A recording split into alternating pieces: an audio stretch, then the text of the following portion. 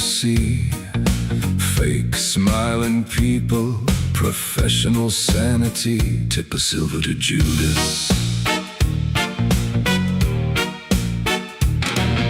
Raise a cup and revel, a murder mayhem spree.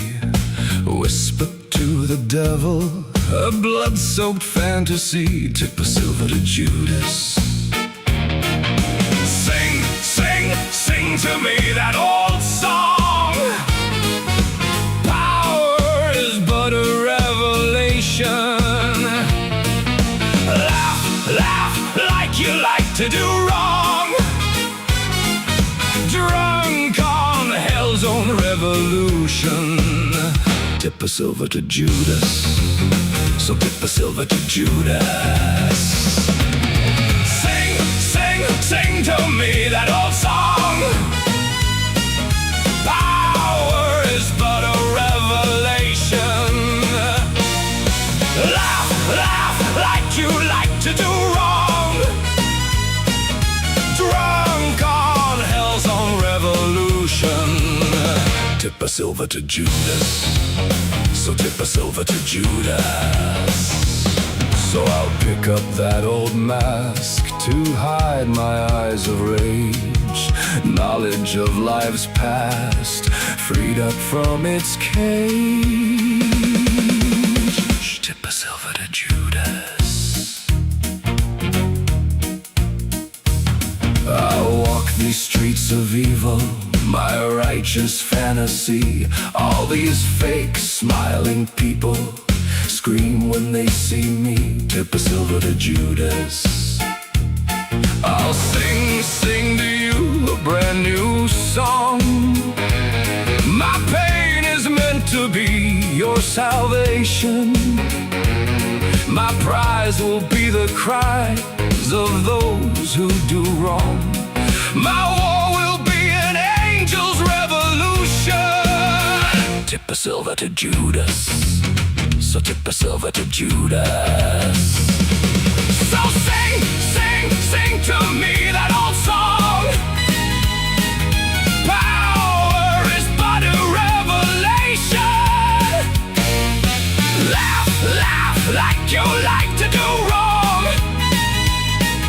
Drunk on hell's own revolution. Tip a silver to Judas. And I'll sing, sing a new song. My pain will be your salvation. My prize will be the cries of those who do wrong. My war will be an angel's brutal revolution. Tip a silver to Judas. So tip a silver to Judas. So tip a silver to Judas.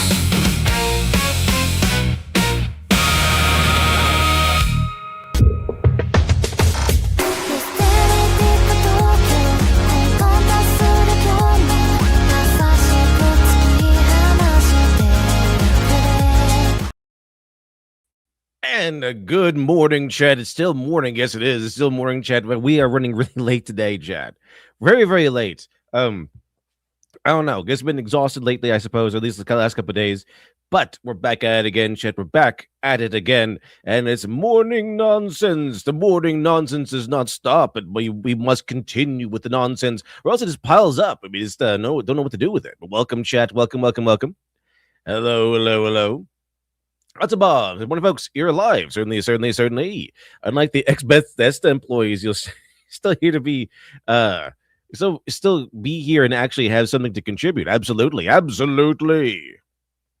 Hello to you. That's a bomb. Yeah, that was actually pretty funny. It's actually pretty funny to see those that would celebrate like Charlie Kirk's death or whatever, kind of marching in the street saying, "Oh, please, you gotta hire us back." I'm pretty sure you were all the reasons why the games are failing in the first place. Pretty sure. Anyway, Chad, like maybe Bethesda wants to make money now instead of filling the pockets of woke people. That's the case. Anyway, Chad. Anyway, Hello to Libra Wolf. Get your coffee. Hello to you, Libra Wolf. And then Carlos Beniz is going to have a good day, LD and Best Chat. Good morning. Let's see. TK Ultra says, good morning, Nerd Chat. Good morning. Let's see. Posthumus says, salute LD and Best Chat. Good morning to you, Posthumus. Good morning to you. Up, down says, Devil is not getting enough sleep. Yeah, I guess not. You guys should have got the hint that, man, this is the chat stream took it out of me. I didn't even participate that much. But I felt it. Really felt it. It's a Vinbot says the nonsense will continue until morale improves, and even beyond that. Stick Chick says good morning, gents. Hello to you, Stick Chick. Welcome. Book Column says good morning. TK Ultra says up early. The Red Bull has fully kicked in. Fantastic. Down says I'm not staying. Got stuff to do, but I'm glad you're not dead. Thank you very much. Down, and good luck to you and your stuff. But welcome, chat. All right, well here we go. Let's get down to business. Some funny stuff has been going on, chat. But one thing I wanted to address real quick is that there's a major cope going around because a lot of people are just complaining about Zendaya, but this guy's like, Zendaya has officially become the highest grossing star of 2026. Oh, has she? Oh yes, these great Zendaya movies, Spider-Man, The Odyssey, drama. And I don't know what drama is, but that's like the least of the three. All right, so yeah, does anyone remember when she starred in The Odyssey? Yeah, Zendaya, star of The Odyssey. Who did she play? Maybe Athena. She was in this movie for like what, 5 minutes? Yeah, pretty sure she's not. People are not coming to see the movie for her. Not The Odyssey, and not Spider-Man. I think most people are tolerating her in Spider-Man. But this whole thing, I could technically, like, she's just in the movie, or she's not the star of the movie, or even like a co-star of the movie. She's it's like if I like spectator number 5 back there. He's the highest grossing guy because he too was in Odyssey and Spider-Man. It's a Origin says morning lit. Look up, yeah, very late today. Hello to Cheese Garden says good morning. Hello LD and Buzz Chat. Are we going to be understanding towards villains? Ha. No, but they will try to make us, of course. Yeah. So the once again, the old topic, chat, the old topic of sympathetic villains has reared its hideous head, and we're marching down this road once more. Turns out that the modern day view of sympathetic villains is that if you're sad, you can just get away with anything, right? If you have a sad backstory, you were abused or something, then you can just do evil. You can just do all kinds of evil, and it's perfectly justified. So that's kind of the where we are today, again, because of the Spider-Man movie, right? Where everyone is defending Jean Grey, despite her just going on a spree of mind rape. A spree. Well, let's check it out, chat. Let's get into it pretty soon. But before we get there, I want to go over this. I think it's pretty interesting. So there was an interview apparently with Olivia Wilde, otherwise known as 13 from House, which is like the one thing I'm pretty sure she's known for. And I think she's like married a prince or something. It's a Gus. Boo. Hello to you, Gus. Good morning. Tick Ultra says Darth Vader did nothing wrong. Discuss. It's a Look-a-thon says geez, morning almost over. Yeah, almost over, but we made it. We're just technically speaking, we made it before the morning has ended. Morning has concluded. All right, chat. But check this out. So apparently there was a interview with Olivia Wilde where she was talking about how when she was, echoing the discussion point that a lot of women have, that men and boys do not need encouragement, right? So because men and boys have privilege, so there shouldn't be no encouragement, no help for boys. They need to be left behind even further than they are today. So this other woman put together a response to that called "Have you considered helping boys? The other gender pay gap," which is something that I couldn't believe they published in the Los Angeles Times. Like this is like a topic that you would have to see in like Daily Wire or something. But no, the Los Angeles Times actually published this. Let's see. Isa says, good morning. Hello to you. Dennis says chick. Guess the example of Doofenshmirtz didn't teach modern writers, the audience, about how ridiculous the sympathetic backstory can get. Yeah, because you're right, actually. Doofenshmirtz essentially he actually is a sympathetic villain, but it's really goofy. Like he's like a sympathetic villain that's actually sympathetic, but also he's like a sympathetic villain that actually happens to be sympathetic, but is also making fun of the sympathetic backstory guy. Like Barry the Platypus. Back when I was a kid, Barry the Platypus. I bet it's never remember my birthday. So now I should kill everyone or something like that. I don't know. He's just has some revenge story plot revolved around some sort of like a trauma from his childhood or something like that. I don't know. It's pretty funny stuff. But anyway, that's kind of how it goes. Yeah, I never thought about that before. But yeah, Doofenshmirtz is kind of like a mockery of some of the backstory because he always has a new trauma like every episode that justify why he's like trying to conquer the tri-state area. You can just look at Palpatine only blew up the hippie planet. Yeah, it wasn't that bad, right? It was like the it was like a planet full of like peacekeepers or something like that. Who cares? Good. Oh, here, but Palpatine blew up Alderaan. Here's why it's a good thing. It's a Pop Culture Republic says, hi, hello all. Hello to you. Finally catching one of these live. Hello to you, Pop Culture Republic. Good morning. Good morning. It's still morning. It's A6 says, I already thought the stream wouldn't happen. Yeah, me too. I was like, man, I didn't know. I didn't know wake up this late. I guess slow down a little bit. I suppose I guess I'm still recovering from when I was a little bit sick. I felt better because I mega dosed some vitamins, but I guess it wasn't fully recovered just yet. Well, hello to you, ASIG. Good morning. Good morning. All right, chat. Well, here we go. Check this out. So we had a lady kind of. I think her name is Let's see here. Lisa Britton. Lisa Britton. She kind of gave us a counter to that whole thing. Said, have you thought about helping boys? The other gender wage gap, which is true, and a lot of things, a lot of studies and things have shown that men and young boys are falling behind everywhere. Because I mean, it's like, why bother? Like, you can work really hard, but then your spot, your award that should be going to you, or just given to somebody else because of skin color or gender or something like that. And so Trans says, Litdev, have you read the Greek play, The Assembly of Women yet? No. Why would I read that? Let's see. Does it have a Greek name? Let's see. No, I haven't not read that. Aristophanes, what's it called? Assembly of Women. Aristophanes. No, I have not not read this one. I vaguely kind of remember seeing it maybe, but no, we never had to cover this one. Assembly of Women. Let's see. I wrote I cited stuff that was actually pretty entertaining. Let's see. Dennis Sachik says his backstories are so ridiculous, from being raised by ocelots to being forced to play the role of garden gnome because his father loved it more than him. Yeah, that's right. I get a bunch of random crazy backstories like every single day. Every single time it's some new backstory. It's like the Joker. Like every single time it's like a multiple choice backstory. And it's almost like the Monarch too. The Monarch's like, yes, I was raised by butterflies. He says that Alderaan deserved to be destroyed. That's on Piker. Yeah. Actually, it's probably like a communist planet because they're all hippies or whatever. So he probably like, no, how dare you destroy it? Anyway, chat. So here we go.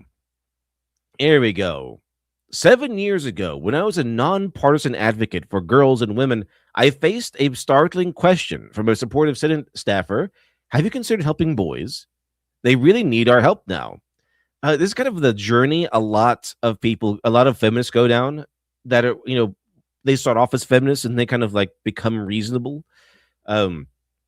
This happens a lot. So like the whole thing with the gender pay gap, the actual gender pay gap that isn't real. A feminist. It was a feminist, like I think I think economy professor or something like that, to kind of try to go down and try to prove that the gender pay gap was real. And she's like, oh, actually, it's not. There is no gender pay gap. It's not a pay gap at all. It's an earnings gap. Women earn less than men. They might work the same job, but they don't work as much. Like they take way more in terms of like days off. They take way more doctor days, things like that. So that's kind of what the feminists found out, that women take a lot more time off. They don't work as many hours, and they're not really as willing to like travel and all that stuff to get a job, to get a higher paying job. They don't negotiate as much, which is a big one. And the feminists found that out. It's like, oh, it's not actually a gender pay gap, but it's an earnings gap. It's an earnings gap, and they found that out. Okay, but that's inconvenient, so they kind of forgot about that part, and it's kind of like ran with the whole actually women are just getting paid less lie. So here we go. But yeah, this is kind of where this is where a lot of it starts, where they get asked a question and go, oh, it's absurd. Men need help. Women are not being paid less than men. They just not only they believe these lies, they have them engraved on their hearts. It's like, no, this can't possibly be true. Like this, there's no way that men are doing badly. There's no way because of privilege and everything. And also, there's no way that the gender pay gap is not real. It just isn't, because we've been told it was real. So of course it has to be. And that's one of the biggest talking points they've had was that, oh yeah, women are just getting paid less, and like, oh well, it's just one of those things. So women get paid less, and it's not right. Wish things could change, but yeah, it's not true. That was the issue. It's just not true. But like people, like a lot of times, yeah, when feminists kind of go down the road of actually looking things up, they're like, oh. It actually was fake the entire time. It's not true. The whole worldview is actually the opposite of what the feminists believe it is, or say it is anyway. T Culture says, you know what's really terrible, when there are actually good female developers or writers that know how to write for the audience and make good story or game. They run them out of the industry. They kind of have more power, right? They have more power to run talent. It's kind of what I keep saying with the whole, why haven't we got another Todd Howard, right? However you might feel at Todd Howard, he did make a big impact on the gaming industry. Like, why haven't we got what about a Richard Garriott? How come we don't have a new one of these guys? Why is that? What do we have? Johnny Galvatron? That's what we have now. But people didn't even like Johnny Galvatron. It's like he's really, really cringe. Let's see, chat. We could look a little bit of that. Let's see. Galvatron. Let's see here. Yeah, look at this. Look at this a little bit. Look at this. We'll do this in a little bit. This for those of you who do not know, Johnny Galvatron is the guy that did Mixtape. He is the creative director of Mixtape, and it's very, very cringe. I think we'll cover that a little bit here. It should be pretty fun. And then we'll go into the sympathetic villain thing. You know what's really terrible, when they're actually good people? Yeah, they run them out. They don't have and because if they try to express themselves like an artist would, they get run out. They get ran out. They get trampled. They get stomped on and trampled, and it's not conducive to a creative environment. The environment that should be creative is not conducive to creativity. It just isn't. Let's see. It's just every single time. Israel says, good morning, LD and Best Chat. Good morning. Organize says, good morning, Licheville and Best Chat. I didn't think this would be streaming day. What happened? Slept very, very late, unfortunately. Very, very late. But we're better late than never, suppose. Let's see. There we go, chat. All right. Back at it again. Back on the saddle. So I resisted the urge to cringe. Instead of dismissing her point, I've dived into the research. See, this is kind of what they ran into. The problem with some feminists is that some of the feminists decided to do the research. They actually decided to look into it instead of blindly adhering to ideology. Like, wait a minute, all this is nonsense. It's like the George Carlin thing. Like, we listened to some guy, like, he's full of shit. The old George Carlin thing. Discovered the real, mostly ignored crisis facing boys and men. There was another surprise in the data. Liberal parents are uniquely positioned to make progress. Women have fought. Right? Women have fought hard for progress and personal freedom, breaking down barriers for girls and women. That historically, it's just the same thing as well here too. It's like every single time you hear something about, oh, this is how women were oppressed, you look into it and it's like, actually, that was never the case. Because that you see the whole thing going on Twitter recently where they said, oh, women could never have bank accounts. Yes, they could. That's like I guess it's like a very firmly held belief from the feminist side that women couldn't have bank accounts. Yes, they could. What you couldn't do is loan them credit. Okay. And the reason why that is because you couldn't sue a woman for credit because her her husband will become liable for her debts. So that's why they couldn't they don't do that. So that the husband is liable for the woman's debts. So you would lend to the husband and not her, right? Which is really interesting because you would think that a lot of feminists would want that. They would want to bring that back actually, where they can have a bank account, but they don't have any debts because once they get married, the husband carries the entire debt of the wife as well. He's responsible. You would think they would want that. Let's see. Dennis Shajik says Spider-Man Brand New Day and Nolan's Odyssey are both examples of milking the victimhood narrative sympathetic card and being declared as victories over the grifter backlash. Yeah, because I know Nolan, for example, that whole movie was just marketed. The Odyssey was just marketed on, oh, woe is us, racism, sexism, all that stuff. It's just that's how it was marketed. Like, they barely even talked about the actual film or what choices they were making. It's all about look how much they hate that we cast a black woman as Helen of Troy. There's so much racism, and then we get there, and it's more feminist oppression porn.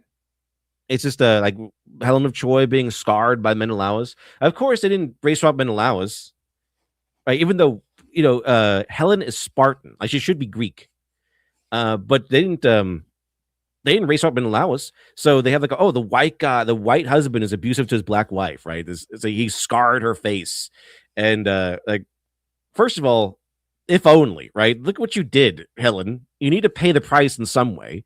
But second of all, in the Odyssey, Menelaus forgave her. There was no actual abuse. I don't know why. It's like, so the whole thing where Menelaus enacts revenge on Helen of Troy or Helen of Sparta is this nonsense. It's a detail added on by feminists so that they can have, or the feminist perspective, so they can have more oppression. Like, oh, look how much these women are suffering. Oh my goodness. That's not the case. That was never the case in the Odyssey. And the whole Greek curse was brought about because of abuse against women. And so Cassandra was assaulted. We have lesser, Ajax the Lesser in here, who assaulted Cassandra of Troy and fled. He had to hide in a temple for a long time because Athena was not happy that he violated Cassandra in one of her temples. Not good. So Athena wanted, Ajax to be punished, but the Greeks would not go into the temple to drag him out and punish him. But the Greeks did want to punish him. They weren't like, oh, okay, fine. No, they did want to punish him, but they would not violate the temple of another god to do so. So, so then Athena kind of joined the voices of the other gods that were pro-Troy and had lost horribly, and convinced Zeus to curse them with a storm. Okay, so this whole thing about all these women in Odyssey are abused or left behind or whatever is just nonsense. It's nonsense. Now, I don't know exactly what they were supposed to do in Troy, but the whole thing about how they're just unrepentant, like the pillagers and rapists, not exactly the thing that happened in the Odyssey. Now, they might have enacted some rage against Troy because of 10 years of strife, but the whole thing where they approve of this rampant violation, it's not actually true. Not actually true. That was one of the big things. They punished these guys because it was wrong. It was wrong to do that. Also, it was a lot of characters in there were not actually about men bad or women bad. It was about characters. It was not about, like, not everyone was representation of their entire gender, oddly enough, in the original Odyssey. Uh, Lady says, don't women have like 70% of today's debt? Maybe that sounds about right. I don't know, but that sounds about right. It's a it's a Pop Culture Republic says, I've never looked it up, but I'm curious how the current student loan debt breaks down along gender lines. I don't know. That's a good question. Drazil, hello to you. Good morning, gang. Good morning. Good morning. Good morning. Let's see. Damon Spoon 3 says, I think LD has told the story about Athena and Jane Jack every time Honesty comes up. Yes, this is important. It's important. It's very important. Let's see. Then Joe Shizik says the part that pissed me off the most regarding the Odyssey was Nolan's claim that the ending was misogynist. That was it. That's it. Like, how was it misogynistic? Seriously, a reunion between husband and wife that love each other. Like, how is that misogynistic? How? In what way is any part of the Odyssey misogynistic? As far as I know the whole trend today is men bad, right? Males bad. But really, you could have like the Odyssey and the whole story of Troy be geared like if you could have like a incel professor, right? Rewrite the story to say women are bad. I mean, the whole thing started off because Helen couldn't be loyal to Menelaus. She ran off with Paris, right? And it's not like it's like, oh well, she was smitten by Paris. She was smitten by him, and she fell in love with him because of the gift of Aphrodite. Well, there's a lot of examples where women defy the gods for various reasons, and one of the examples is Cassandra, right? Cassandra was given the gift of foresight by Apollo. And then Apollo's like, haha, I gave you the gift of foresight. Will you sleep with me now? And then she's like, no. And Apollo's like, okay, well then because the rule is that if a god gives you a gift, they cannot just take it back. So Apollo gave her the gift of foresight, and then when she refused to sleep with Apollo's like, well, all right then, how dare you not say yes? Boom, you still have the foresight because I can't take that back. But now no one will believe you. And so she had that whole curse thing that you see in the Oresteia, where she's like seeing her death, going back home with Agamemnon, and no one believes her. No one believes that she's that they are going to be killed. But yeah, what was misogynistic about the end of the Odyssey? What's what was it? Odysseus kills everyone in there. He kills all the suitors, and then he just reunites with his wife. Now, technically speaking, there is a story after that that's actually lost. I think it's called the Theogony. I think it's called, which we know exists because we have like one passage from it or something like that. But technically speaking, the Theogony is actually I think revolves around the son of Calypso and Odysseus, and he's going to go kill his father. That's the whole thing. The Theogony is about the son of Calypso and Odysseus going to go kill Odysseus. I think he succeeds. I don't know. There's when 3 says the point of that was that the maids were disloyal to Odysseus' household because they were sleeping with the suitors. Yeah, that was it. The big part of that was their maids were sleeping with the suitors and betrayed Penelope. So if you have like an incel professor who could rewrite the Odyssey, you could just as easily paint the Odyssey as women bad as you can man bad, but only one has gravitas. Only one is like it's considered to be intellectual. The other one is whiny, right? It's like, oh, you incel, you think women are bad. You're just a loser. But meanwhile, saying man bad is considered to be insightful and intellectual, apparently. Stick Chick says, as a woman, I'm glad I never fell for the feminist propaganda. Yeah, it just makes people miserable. It doesn't make people happy at all. It's like there's a lot of women out there who kind of stop the whole feminist thing and stop trying to fight this silly uphill battle and just reset the factory settings and everything is fine. Everything is great. Much happier. It turns out that just to have a strong, powerful husband, like you get actually a good husband and not some whiny weirdo. Because as Jordan Peterson said during his interview with Kathy Newman, it's like these feminist types, they want to be dominant. They fear strong, powerful, masculine men. So they kind of find soy boys and living soy jacks and leftist men who are very weak, and then they get with them not because they actually like them, but because they feel better having being the one in control of the relationship with a weak man at their side. But they don't. But they kind of resent him. They kind of resent him for being so weak. It's not very happy because what needs to be happening is finding a strong masculine husband. It can do the husband things, like defending the home. Just he knows what to do in a crisis. But what happens when you get these SW style men? They crumble into nothing, right? They're very very weak willed, right? They're very weak willed. They kind of crumble under pressure. They're very soy, right? They're very feminine men. Let's see. Dekarai says, not to be too crude, but a surprising amount of Greek conflict stories can be avoided if God gives a woman a gift. Here you go. Now drop them panties. Then she drops the panties. I mean, technically, yes. A lot of things that could be avoided if the women just kind of sleep with the gods. But oddly enough, they don't. Because like, no, you're not my husband. Like oddly enough, that's kind of how it goes. Like these Greek women are like, no, you're not my husband, so I'm not going to sleep with you.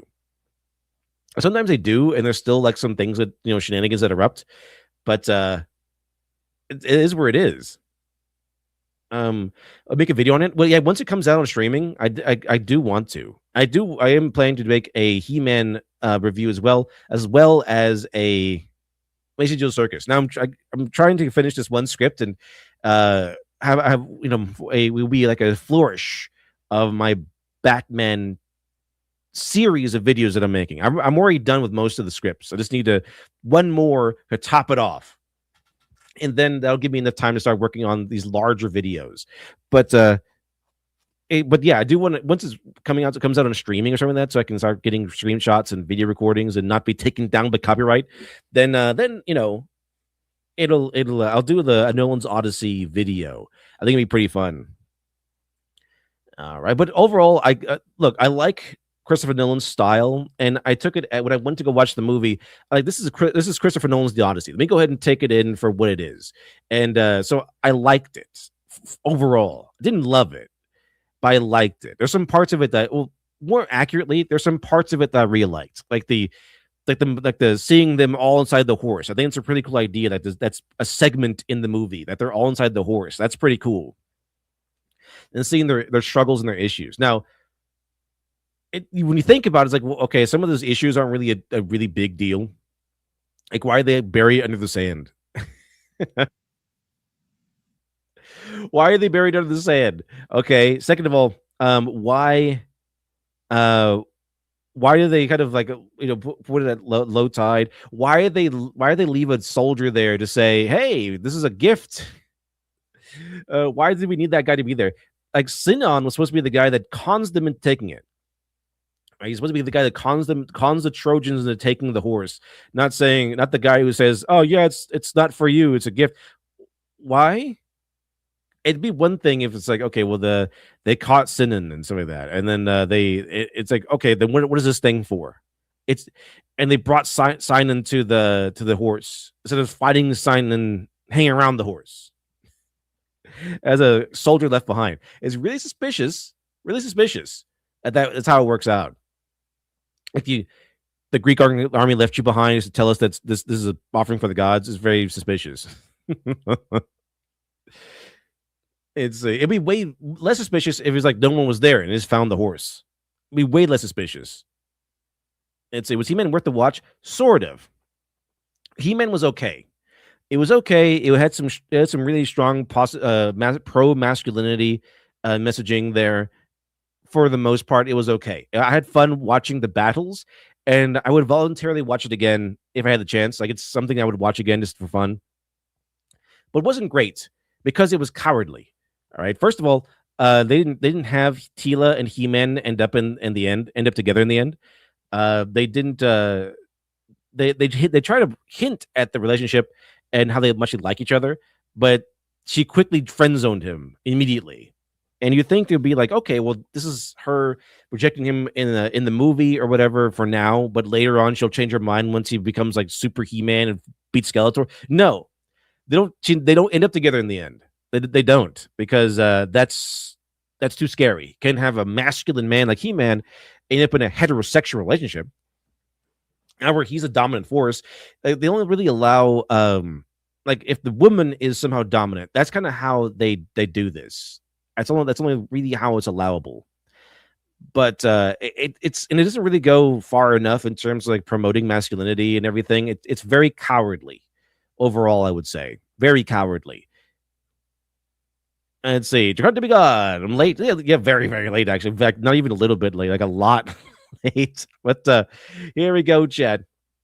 Here we go. We are continuing on with the show. Normal man with a $5 super chat. Thank you very, very much. Let me see here. Oh, look, a cow. Greek woman. So yeah, it could be like a bull or something like that. Yeah, the bull. Yeah, absolutely. Yes. In fact, Helen of Troy's dad was Zeus disguised as a swan. So yeah, doesn't have to necessarily be like a god in the guise of a god. It could be like a swan or something. Gunblade Knight says, "Good morning, LD and Best Chat. Praise be to Space King. To start a 20-week course of financial information. Interesting. Well, good luck to you, Gunblade Knight." Ninja Shizik says, considering the case where the gods pretend to be a husband or their lovers, I believe Hercules was convinced this way. Sex with a god was particularly unavoidable in ancient mythology. Yeah, because they kind of wanted you. They kind of got you. It's kind of what happened. Yeah, what happens. And I think yeah, that's the whole thing with Hercules is him versus Hera, which is very interesting. Hera is very vicious. I can see why Zeus wanted to step out a few times. Hera doesn't seem like the most pleasant of women. Hera wanted a genocide of the Trojans. Like there's like Aeneas led the exile of the last surviving Trojans, and like she wanted them all dead. She hated the Trojans that much. It's my video game official says, let the horse be buried by the tide, make less probable to the enemy. Think there are people inside. Maybe, but then I wouldn't have left Simon back there. It's like, yeah, this is totally not for you guys. Do not take it in. All right, do not leave it alone. But anyway, chat. Anyway, as Jesus says, I will screw humanity one way or another. It's yeah, one way or another, indeed. Yeah. Let's see. Let's see your chat. All right. Okay, hold on one second here. All right, chat. Back to the little article here. In CNC. All right, chat. Okay, let me go do this first as well. Put this up here. Boom. Boom. Shakalaka. It says it's not just the men, but the women and the children too. Even things that Hera thought Hephaestus was too ugly, so she threw him off the. Yeah, that's pretty funny. That was a pretty funny story. Even when I was younger, learning about this stuff, like, wait, so she thought he was so ugly, she threw him off Olympus. And then I think it was like what Aphrodite's lover was Ares, but she was forced to marry Hephaestus, right? Hephaestus, because I think it was Hera also. Like Hera was just like, take this. You think you're so beautiful, don't you, Aphrodite? Well, now you're married to this guy. Take this. But her lover was Ares, obviously. Her lover was Ares. Ghost says, I really wish Chaos hadn't been so gay. It was a cool take on Greek mythology. Yeah, Hera was vicious. In the show, she makes Zeus, played by Goldblum, break one of his babies' necks. You know, I kind of would like to see like a Greek mythology universe, some of that of movies with what's his name, Russell Crowe as Zeus, like he played in the MCU. I think it'd be pretty funny. He played a really funny Zeus. I wouldn't say a good Zeus, but really funny Zeus. But anyway, all right. Women have fought hard for progress, and that's worth celebrating. But boys and men are facing crises that have been ignored for too long. It's time we extend our empathy to them. Uh-oh. You're welcome to the Chud side. That's blasphemy right now today in the woke side. Outright blasphemy. And let's see. to them and support efforts today for more compassion and resources being directed their way. We should champion efforts like government. We should champion efforts like Governor Gavin Newsom's recent executive order aimed at addressing the growing crisis of suicide and social. Do you think you could do that with an executive order? That's the problem with socialists. They think they can use the government to solve all problems. It's not how it works. You can't just say we're banning all guns and then the guns are banned. You can't just say I have an executive order that's going to stop male suicide and then it stops. It just doesn't work that way. And young men, I would like you can't really do that as a Democrat either. Like, what are you doing? You've lost young men because you have demonized young men for years.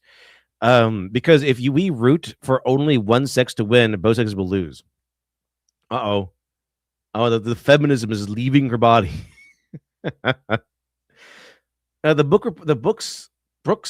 The Brookings report highlights that both conservative and liberal parents, both mothers and fathers, express greater concern about the futures of their sons than those of their daughters. Yeah, because their daughters' futures are kind of like set right now. I'd say, curiously, when asked about children in general, not their own, conservatives were more concerned about boys than about girls, and liberals expressed greater concern for girls. This disparity underscored a blind spot because I mean, if you're conservative, you're not blinded by the ideology of the left. So you can actually see that there's a lot of inequality geared against boys. Like it's unequal in favor of girls and against young men, all in big ways, to the point where a lot of men are just like, you know what, screw it. Why even try? What benefit do I get as a man for going to college? What benefit do I get as a man for getting good grades in high school and going to college? It doesn't matter. I can get straight A's, and my spot will be going to somebody else because he happens to be a straight white man. Yeah, she's Christina Hoff Summers is. I haven't heard about what she's doing in quite a while. I think she went like full Trump derangement or something. But yeah, she actually was a feminist who kind of sided with men. She was like, wait a minute, this is crazy. This is we can't just leave men behind. That's insane. Self-destruction says, it is now legal to be lonely. There. Now no one can be... Yeah, exactly. It's kind of how Democrats try to solve issues. If I just make it a law that you're not allowed to be lonely, well, then no one will be lonely, right? If it's a law, we'll just sink another $1 billion into anti-lonely agendas, right? Anti-lonely programs. And therefore, it would just spend enough money, everyone was just stop being lonely. It's kind of like they keep saying that if Elon Musk to spend enough money, then all world hunger be solved. And he had to come back and say, okay, what's the plan then? If I give you $6 billion, how are you going to use that $6 billion to solve hunger? And like, how dare you question us? How dare you? Normal man, thanks for the additional $5 super chat. Thank you much. Appreciate it. Yes. Hera is the average Greek woman. Maybe. I mean, she does represent like motherhood and everything. She does represent. I think she is. That's her area of expertise. I was going to say she was the goddess of the hearth, but that's Hestia, I think. So, but she is like the goddess of like family and stuff, of families. Very conservative woman, technically speaking, but very harsh, very very harsh. I don't think Zeus even wanted to marry her. I think Zeus married her because she was the most powerful of the goddesses. I think that's kind of how that went. Although Zeus did rescue everybody. That's why he's the king. That's why he's the king, baby. It's TK Ultra is pumping up feminism and gaming and other hobby spaces were done by male-headed corporate heads who wanted to maximize the bottom line of their returns, not equality. Yeah, usually that's kind of how it goes if you listen to them. Actually listen to them. Because they'll do interviews and like they'll always come down to, we saw that we're leaving a bunch of money on the table. Like we saw that we had a bunch of male customers, but we didn't have a lot of female customers, and we're leaving a bunch of money on the table. Now, if we've seen with Warcraft, right? With Warcraft, this is how it died. This is how Warcraft died. The idea of there's always more avenues of money to get instead of being happy with what you have with your current fan base, right? it's like there's always more avenues for money. So the idea was with Warcraft is it was great. People loved Warcraft until that business guy came in, right, and started making quotas because the business mindset is if you're not growing, you're dying. So what they had, what the other option was, every quarter we got to make more money, more money, more money, more money than the quarter beforehand. So they could not slow down. Instead of thinking about what could be cool for the game, what would fans like, it had to be what's going to make more money. So they kind of geared more towards that venture than what's good for the game. How do we maintain continuity? What's good for the story? Right? And we've been seeing this. We've been seeing this with how the World of Warcraft died.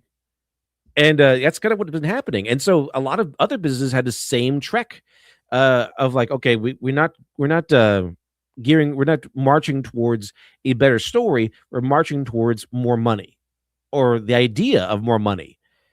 And maybe in the short term it kind of works, but then you're kind of killing the goose to get the golden eggs. Slowly, but surely. That's what happens. You lose the loyalty of your fan base. You lose the dedication one's had, and you kind of you end up replacing it with fickle people who are kind of just there for the latest thing. And you're kind of you get stuck in a cycle of you got to get something new, new. You got to get out something brand spanking new. You got to update it constantly, because at the moment the moment you stop updating it and adding new stuff, they go away because they're fickle now. They're not there for the love of the game. They're there because it's popular. They're there because it's new. It's happened. It's happened like every single IP, right? Every single IP. The marketing guys, the business guys are like, okay, well, this is a male dominated fan base. So we're leaving like half the money on the table because they're not including women. So we got to gear it more towards women, and they just kind of like go hardcore into gearing it towards women. Because it's not just gearing it towards women, they want to gear it towards feminist women too. So it's all about man hate.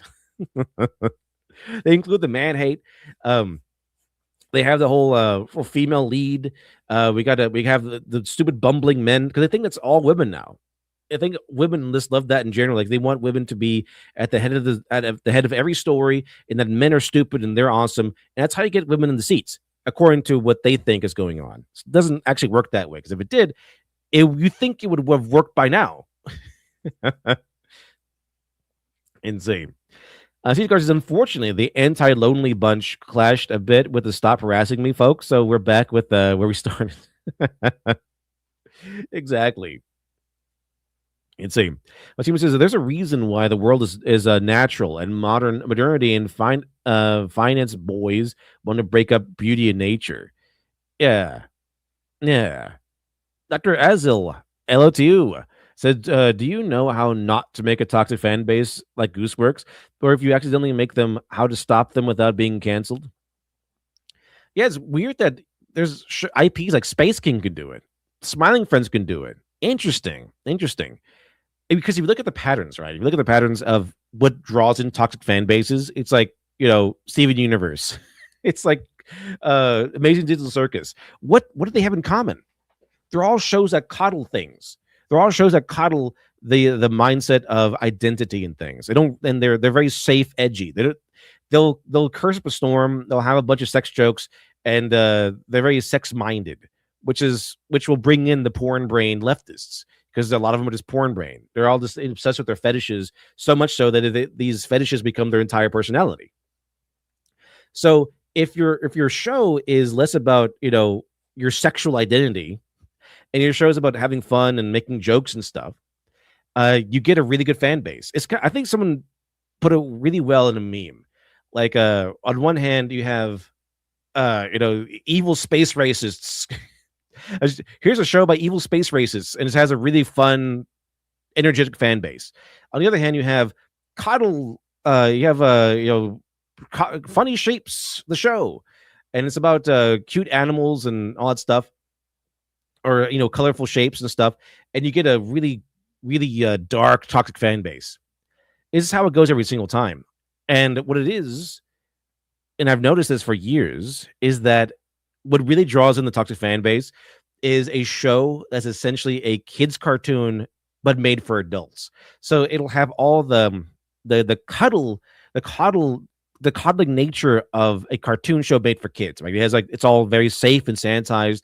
It won't go into things that are too dark or too blatant.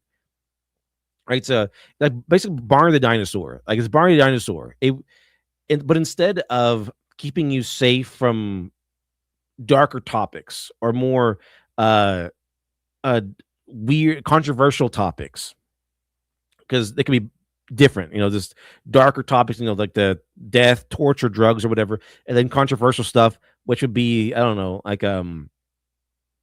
murder, rape, or more adult stuff. Instead of keeping you safe from that, because they usually they want to teach kids this generalized good stuff, generalized good lessons, like stay in school, keep working hard, friendship is important, always listen to your parents, things like that. Well, then it's like that mentality, but brought over to the these coddled adults. So they'll have sex and violence in there. In fact, they'll have that pretty much at the forefront, sex and violence. They'll coddle you in terms of ideology. So if you look at Amazing Digital Circus, like there's no racist guy in Amazing Digital Circus. There's Jax, who's like the biggest jerk, but they all hated him because of how weird he was, like how offensive he was. He wasn't even that offensive. He was just like a normal dude, actually. He's just like a normal guy who's just hanging around, but he was considered very extreme. But that's how it is. Like you're not going to really have like a overtly super racist guy or sexist or whatever. You're going to have a guy that kind of feels human in these stories, like this. Yeah, the coddling nature and the negative nature. Like you have a guy that's just, he's a good husband and father, but he's also maybe a little bit racist or a sexist or whatever. That's why it's so much fun to see these indie works where guys can be real, because the safe coddling edgy, not so good. It's kind of why Space King is fun, because they're all super racist, right? They're all like they all hate aliens and love Space King. So like, oh, it's an alien, kill it. It's fun. It's fun. But they won't allow that with the coddling nature of the of corporate safety shows. These safe edgy shows. They won't allow that. They just won't. It's too much. It's too edgy. They just won't do it. Anyway, but that's how it is. You just maintain humanity. All right. If you maintain humanity and you don't coddle people, then and you're just there for the fun and not for the coddling, then you'll have a really good fan base. Seems to be the pattern of it. Like Smiling Friends doesn't coddle anybody. It just makes fun of everything. And it's funny. It's clever. Same thing with Space King. They have good fan bases. The toxic fan base shows are like Mason Circus, Has Been Hotel, things like that. And you kind of wonder, what do they have? What do they all have in common? And see, Shady Durags is the type of stories you're referring to hate objective consequences. Whether or not a character faces consequences is determined by emotions and writer agenda. Yes. I kind of pointed this out a little bit some time ago. I think it was a video. I forgot which video it was. But this actually stems from the same mentality as your traditional Mary Sue. Now, all of this actually stems from the traditional mentality about, behind traditional Mary Sues, like non-political, non-ideological Mary Sues. And what I mean by that is a regular Mary Sue is born from a author's agenda, personal agenda. Let's see. What was it? Personal agenda, which is themselves. Like before politics, before ideology or whatever, usually the Mary Sue is born from the author's need to ingratiate themselves. Kind of the big wave of the Star Trek fan fiction. So like the housewife would write a story about how how they would fall in love with Kirk and or Spock, and then Spock and or Kirk would fall in love with them because they're super duper geniuses and all that stuff. So it's kind of where the Mary Sue comes from. All right. Same thing all the way around with how the stories revolve around the Mary Sue as well. So a big sign of Mary Sue is a character-centric morality. Let's see. And this is going down, and you see this sometimes in shows too, like even before the woke era. Uh, but it's character centric morality is basically just if like what how does a character react to the Mary Sue, and if the character likes the Mary Sue, they're going to be good. Like if they're a friend that likes the Mary Sue, fantastic, they're a solid ally. If they're an enemy that likes the Mary Sue, well then they are poised for redemption. If they're a friendly person that dislikes the Mary Sue, oh, they're going to betray you. And if they are an enemy that dislikes the Mary Sue, oh, they're irredeemably evil. So the same mentality comes into play today in the woke era of stories, where it's like there's no consequences for someone who is sad. There's no consequences for someone who is angry or underwent some sort of trauma in the past. Oh well, you were sad. Well then, okay, all is forgiven. You have an understanding. When really, we can understand there's nothing really wrong with sympathetic villains. Nothing really wrong with any of that. What's when it's wrong is when the story kind of looks at the sympathetic villain and says, okay, you're excused from all the evil you have done because you were sad. That's it. And see, normal man despises money men should never run the sorts of companies. They shouldn't. I know they might be good in traditional businesses, but when it comes to a business that is run on creativity, like a World of Warcraft, like your business is running a story, an ever expanding story as a game, then it really shouldn't be prioritizing money in that sense. You're not selling a single standardized product. You're selling a story. It's a lot more fickle. It's a lot tougher to kind of gauge. So when you're kind of selling a story, like this is the same thing that movies, comic books fell into, and this is in the same category. When you run to story, it's not a standard product. So these money men, these businessmen can come in and they could definitely make some business, some money in the short term, but they're ruining the thing. Because the idea of our standardized business product is it has to make it standard. We have to keep growing. Somehow we got to sell this to more people or something. And they'll do whatever it takes to get the product they're making to the hands of more people. That's not really the case with stories like WoW, because what you need to do is you need to have a core dedicated fan base. You need to keep them going, because your normal product is like there's no fan base really of like Dove soap. Right, there's no Dove soap fan base really. You might prefer the brand that you're going out right, and like, oh well, here's like 5 different brands of soap I can buy. I'll buy Dove soap because I think they're the best.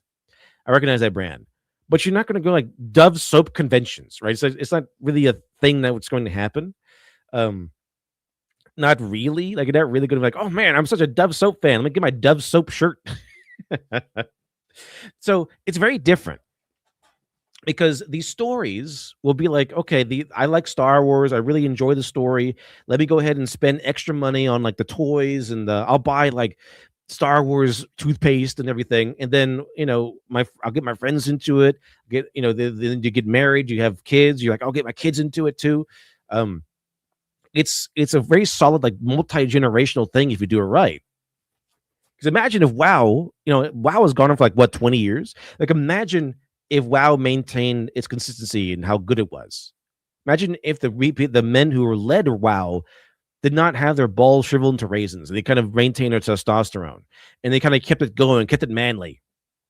You could have like a whole new generation of WoW users, because like their dads would be like, "Hey son, check out this game. It's really awesome. I made a lot of friends in this game. I think you will too." So it's very different.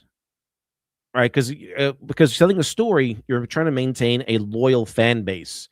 When you're selling just a regular product, you're trying to maintain like consistency. Does it do its job well? I don't really need to worry about maintaining the old customers, because like who cares about Dove soap or something like that? Like as long as it does its one job well, I can wash my hands with it. It's good, and then you can make like a Dove soap for women or a Dove soap for men or Dove soap. Here's I can partner with Star Wars and partner with My Little Pony and get like a My Little Pony Dove soap. And you can, so it works well under those circumstances, but it does the same business mentality only rots what only rots away a story, a business built on story. It's a Norman Manley Survivor Chat says one of the many problems in Korra is that her story is that her in story detractors are made to look dumb despite having legit problems with Korra. Yeah, just character centric morality. It's kind of why she gets like the Mary Sue rap. Insane. I did. I like WoW a lot back in the day. Um, I stopped around maybe Wrath of the Lich King or something like that. But yeah, I like WoW a lot. Not only do I like WoW a lot, I like Warcraft a lot. I really like Warcraft quite a bit. Big fan of Warcraft. Warcraft 1, 2, 3. I played Warcraft 3 a lot. Warcraft 3 is peak. All right, peak. The only thing I wish they did in Warcraft 3 was well, first of all, have more of it. But second of all, have ships, because I like Warcraft 2 with ships. Warcraft 2 had like the whole ships, the Dark Tides. That was awesome. It was really good. And it was really bloody and cool. Like it was super awesome. But anyway, chat. Anyway, I wish there was a Dove Soap convention in India. I mean, if any place needs it, right? Trying to be God says Zeus married Hera because he said her and she marries him to hide the shame. Also, hi, Shady. Yeah, hi, hello to you, Shay Do Rags. And see, but yeah, it is based off emotions. So this is how like Kylo Ren got redeemed, right? Kylo Ren really didn't do anything to redeem himself. He just kind of like felt sorry after a while, and because a lot of the female fan base wanted to see him get with Rey, like, oh well, he's sorry, right? So he's better now, instantly forgiven. And so that we're supposed to feel sad that he's dying in the end, right?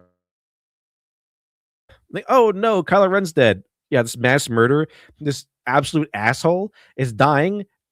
Good. Good. Let's see. To watch the War Bro? I don't think so. I think I forgot about that one. But yeah, I think I might go check it out because I have been finding a lot of these Warcraft videos and pretty awesome. Covering different angles and things. Let's see, but might have to remind me. Brazil says, "Did you ever fall into a trap while writing your own comic? For example, you don't know how to write some topic, so you try to research it. You spend like 1 week. Yeah, that happens a lot without writing it. Yeah, exactly. It happens quite a bit. It's why it takes so long to write things. It's like 80% of my writing time is like researching different topics and getting into stuff. But then you find out some cool things. You just kind of retain it in your memory. But as Lee Child says, you kind of want to do the research for like in terms of like books, right? In terms of like comic books or novels, you kind of want to do the research for the book you're writing next. Like you want to be one book ahead because doing research, you're getting really excited. Like it's really fun to learn new things. So what you kind of want to do is have time to let it settle in your mind because you research something, you get excited about it, and you start writing. You're getting so excited, your book just becomes a lecture. This becomes a lecture. Let's see. Megathon says, speaking of Warcraft LD, did you get a chance to watch the Warbringers? Ashara, really good, but Jaina, my favorite. No, I have not seen that yet, but it is on my agenda to watch. Unfortunately, Was God My Way is the stupid anime called Yu-Gi-Oh! 5Ds. I just can't stop watching it. It's just so thrilling. I just it really brought back to life my thrill of watching Yu-Gi-Oh! Again. It really did. Like, wow, this is great. Like it's cool twists and turns, like a lot of drama. Watching them finally like fight the Dark Signers. It's a what human says, no wonder Togashi took his time, especially writing time. Yeah, it's tough. Like when you're researching for a story, it does actually it is pretty fun. And you kind of get lost in it sometimes. There we go, chat. There we go. So conservatives are more concerned about boys and girls. Because a lot of the progressive parents, like they believe all the ideology. That's because they control the discourse of the day.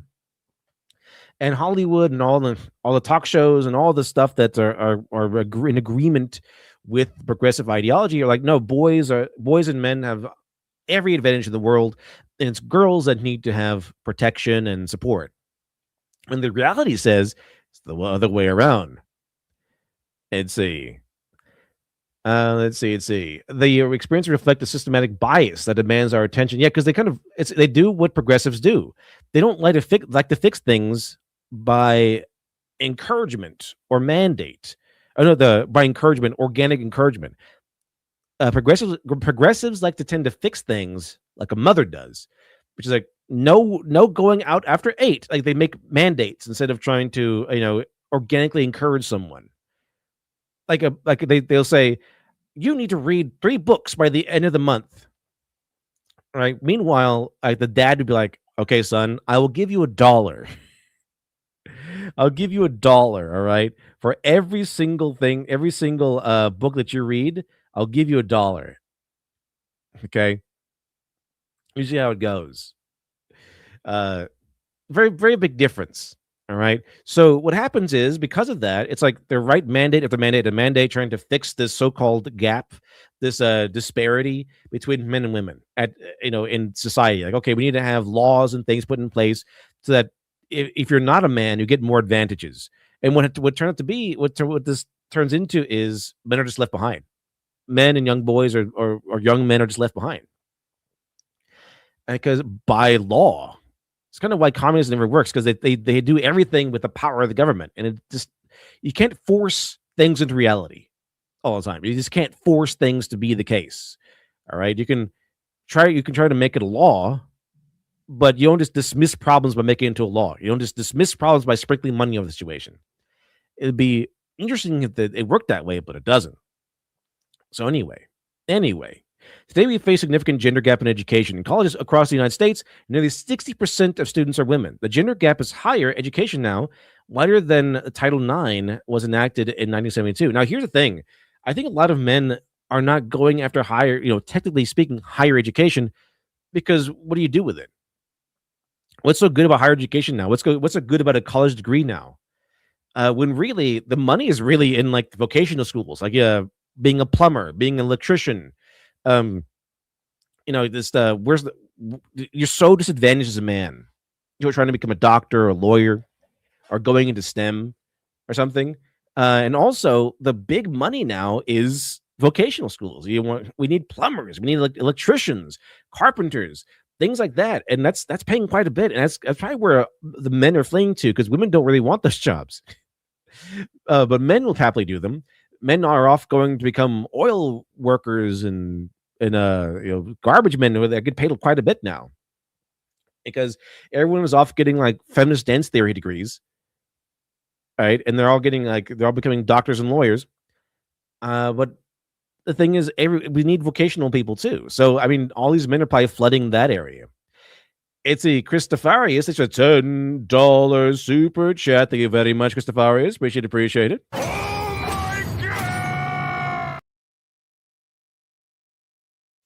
Let's see. Research mode is the most fun and the most lengthy part of the writing job. It can also add so much to your work and threaten to tempt you into never writing the book. Just write the damn book. Exactly. It's so tempting once you get down. You start walking down that road of research because then, like, I want to research this one thing, and it's like, oh, there's also so many fascinating things about this topic, and then you find out there's other parts of the topic. Like, what does this mean? And you research that topic, and then you research another topic. It's just this entire trek of this different topics, and by the end of like a week, you've researched a lot, but you've got nothing done. Let's see. Anyway, way cheaper to become an apprentice for a skilled trade. Plus, they're in more demand, though. The pay is shit in a lot of instances. Yeah, I guess it really depends on like how much people need you in the area, but yeah, it's just a lot cheaper, and it's practical. Right? What practicality does a lawyer have outside, dealing with the law? Meanwhile, vocational guys are like, okay, well, my own plumbing got wrecked. I'll go ahead and fix it. I'm a plumber during the day. I can fix my own plumbing at night. Let's see. Anyway, chat. Anyway, Christopher, thanks for the $10 super chat. We are now at $49 out of 100. Combined with yesterday. There we go. All right, chat. Let me get this. Let me open this up. All right. There we go. So, why aren't we working to bring back to the center? We have abandoned equality? Yes, because this whole thing was never about equality. It was about dominance. It's about men being destroyed and stumped to the ground. That's what it was. Women who now earn the. What's really funny is that there has been a lot of women complaining about not being able to find worthy men. Because by that I mean men that make more than them, that have it all together. So at once they want men to be kicked out of college and to make room for women, but also they want men to still somehow make more money and have higher degrees and everything. So it's kind of how it works. It's really funny to see that. It's anyway, instead of questioning what's wrong with boys, we should, yeah, they don't question anything. There's no empathy. It's like, why aren't you good enough? Be better. It's always chastisement. It's never, are you okay? What's wrong? Can we help? Because that is considered, and anything like that, any attitude like that must be like it's treated as if I'm doing you a favor. Like I'm giving you some concern. I'm sharing some emotional resources with you. You should treat that like I'm giving you 1,000 pounds of gold. Keep in mind that it's just a question, like a concern. Like it's just like are you okay? Are you doing all right? Like that is like 1,000 pounds. They're not helping you. They're not actually concerned. They're not willing to do anything to assist you. They just think that if they ask the questions every once in a while and then pretend to listen to your answer, that's good enough. I gave you 1,000 pounds of gold. Let's see. All right, chat. All right, let's see here. Oh, okay, so it's that's like a question to kind of ignore. Anyway, come on. Stop freezing. TJ Garden says, pretty much a lot of us guys actually caught what they were doing a long time ago, but sadly, the normie takes a while to catch up. Because the normie kind of ruins a lot. Like when normies get involved, it's like a plague has hit your IP or something. Like a plague has hit the topic at hand when the normies get involved, because it's like like imagine you have a specialized job. It's got 100 guys working in this one job. But then you start letting normies in. And you start letting people who like don't really know what they're talking about. It's kind of like, oh, this is pretty cool, and they started working there too. And and they get the same voice as you. They get the same gravitas as you, the same pay. Right. This happened, by the way, in King of the Hill, the new King of the Hill, where the boss or the boss's son fires Bobby's friend who works there and replaces him with like legals who have no idea what they're talking about. That's what it's like when normies get involved. It's exactly what it's like. You have specialized people who know what they're doing. And so you can translate this over to fans, right? The fans who are like really into the topic at hand. They're really knowledgeable. They really care about the topic at hand, the IP, whatever it might be. And then you add in a bunch of normies who don't care, who don't know what they're talking about, who have no idea why people love this so much. They just like, they learn that it's new, it's popular, and so they flood it, and then it dies. I guess imagine if you have like a bunch of like nuclear scientists working in a lab. Are you really going to have allow a bunch of normies to flood that same lab and give them the same voice as the scientists? No, you're going to end up with something exploding. That's what it's like. It's a thought process. But sadly, normies takes a while to catch up, and plenty of manipulated through shame. Yeah, they're really easily manipulated through shame. Let's see. Shady Durex says there's a whole more women in STEM movement. I imagine it like 10 to 20 years as men shift fields. We'll see the goalpost shift to we need more women in trades. Yeah, probably, because wherever men go, that's like wherever men are a majority, it must be because there's some inequality there.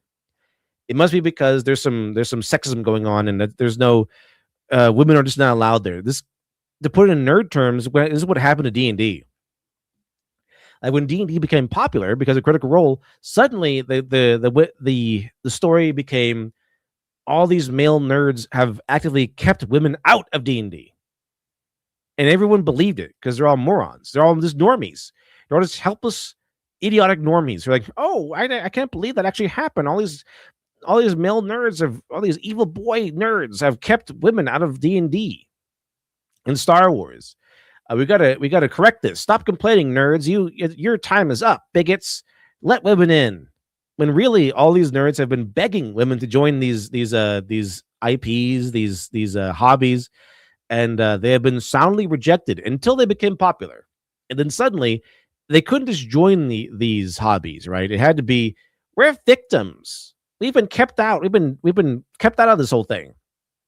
So you need to make changes. You need to change everything. You need to cater to us, and you got to disregard the male fans because they've had it long enough. They had it good enough, and they need to be punished for what they've done, even though there was no crime actually committed. So and that therefore we see the fall of D&D. Unfortunately, now it's just gay fantasy adventure with really no consequences. As Shay Durek said earlier, they hate consequences. So D&D went from like a cruel, brutal, real, semi-realistic adventure in a fantasy world to everything's cool, man. There's no why do we need rules? Why do we need like all these restrictions? This imagination is cool, right? You just do whatever you want, man. There's no real consequences. You died? Whatever. It's okay. You're alive now. And they hate the nerds even now. They kind of took it over and kicked the nerds out. But anyway, chat. Anyway, are we now? Let's see. Women now earn the majority of associates to bachelor's degrees. Yeah, just humans still often overshadow the need to support them. Instead of questioning what's wrong with boys, we should be examining the systems. Now you're thinking about thinking like a normal person. Now you're thinking like a normal person and not a feminist. This is not going well for you. The crisis extends beyond boys' education to adult men's mental health and loneliness and well-being. Men are 4 times more likely to die by suicide than women. So hold on. So how they would shape this? They would say 1 out of every 5 suicides is a woman, right? Because I remember that whole thing where they said like 1 out of every 10 homeless people is a woman or something like that. Like wait a minute. So most of them are men, but we're just supposed to care about women being homeless. Insane. Men are 4 times more likely to commit suicide. Men are 4 times more likely to die by suicide than women, and make up 71% of drug overdoses. Yet our cultural narrative often blames their reluctance to open up or points. Well, here's the thing. Why do they assume that opening up is the way to go for men? I said before, men express emotions in different ways. You know what's been going on? Men's hobbies have been under attack. I don't think it's a coincidence that men have become more and more depressed as male hobbies have become more and more degraded over time. Right? They think that if men just cried more and expressed their emotions more, they'd be happier. But no, that's not how men function. All right, men want to go play D&D. Men want to play video games. And men want to go and like play Star Wars. Just go dive into comics for a while. And what has been under attack for the last couple of years? Comics are now made for gay men and women. Games are being geared more towards gay men and women. D&D is for just gay men and women. All the prominent modern day male hobbies. Star Trek is for gay men and women. Everything. Marvel superhero, MCU. It went from a cool thriller action hero stuff to being geared towards gay men and women. It's every single time. So over the course of all these years, I don't think it's a coincidence that men have become more and more depressed as their hobbies have been twisted and broken. So men need hobbies. It's very important for men to have hobbies. Men need to be able to, let off some steam with the boys, go and play some D&D, read some comics. And so the only things that really allowed are just things that just help the family. So why are men so depressed? Well, have you looked at what you're doing to men's hobbies? They have systematically taken away every prominent male hobby and have even recruited some hapless nerds to be like, oh, well, you're supposed to, why don't you let more women in? Women were allowed in. the entire time. But the women that want to come in now are just women who hate men and want to change and twist the hobby. Like there were women who love Star Wars. They were just just part of the Star Wars fandom. It was accepted. Sending with D&D. There have been women into D&D since it's not since the beginning, but close to it. Ever since Arneson gave us story modules, women have been into D&D. So decades. So women have always been to Star Trek, D&D, Star Wars, all that stuff. Okay, but these women were actual fans. Superheroes. There've always been women who are part of these fandoms, but they were actual fans. What is being added into now, what they're being demonized over now, is like you're not letting in the normie women, the feminist women. And that's kind of where it goes. They've never really been gatekeeping or sexist. It's always been come in if you want to play.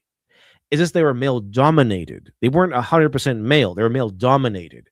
But every single time you see male dominated, it must mean that there's sexism at play. And see your chat. And Shady Rex says, I love Lego movies and think they're objectively great films. But one critique I have of them is that they promote it being a morally good to change your hobby for others who want to participate. Yeah, they really shouldn't. That's like the exact wrong thing to do. You should not change your hobby. They should acclimate to the hobby at hand. Right? You think like if a man want to join like a sewing circle of women, do you think, okay, you got to change things to suit the man? I don't think they would allow that. Anyway, chat. What is the other one? So it's sometimes it is being addressed here about the bias against men and young men. And so Siege Garden says, so ladies, if you are not like this, congratulations, you're a magical, wonderful minority. We like oh, fantastic. But here we go, chat. Let's check out a little bit of this, a little bit of Johnny Galvatron, because, and I really want to point this out, not because it's funny, not because it's weird or strange to see this guy behave the way that he does. It's because I want to show you that this is the kind of person being promoted today. Johnny Galvatron. This is the guy getting a bunch of money. This is the guy being put in creative leads and everything over actual creative geniuses or visionaries. And I keep asking the same question. Why don't we have another Alan Moore? Why don't we have another big visionary? I don't have another Richard Gere or something. Why don't we? Where are they? Where's Frank? Where's the new Frank Sinatra? Right? Why don't we have that? And then instead of like these visionaries, why don't we have a new Kurt Cobain? Like instead of these visionaries, we get this guy. We get Johnny Galvatron. What the hell? I now want to introduce all of you to a true creative. Johnny Galvatron is creative director at Beethoven and Dinosaur and has simply been a rock star. He's made short films, written novels. He's taken bits of all of that and put them into video games. With The Artful Escape and Mixtape, which is coming soon, he evokes a feeling of nostalgia that you don't often feel when you're playing games.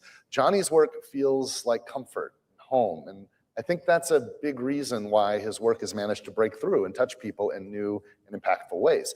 Artful Escape earned at least a dozen nominations across different award shows, including a nomination for Outstanding Achievement in Game Direction. It's a normal man. This is the 5. Because why would men open up to women when they know it'll be weaponized against us? That's also true. Yeah. That's why men are not supposed to open up like that. There's so many instances of like men kind of expressing their feelings, and then all of a sudden the relationship is over. They get the ick.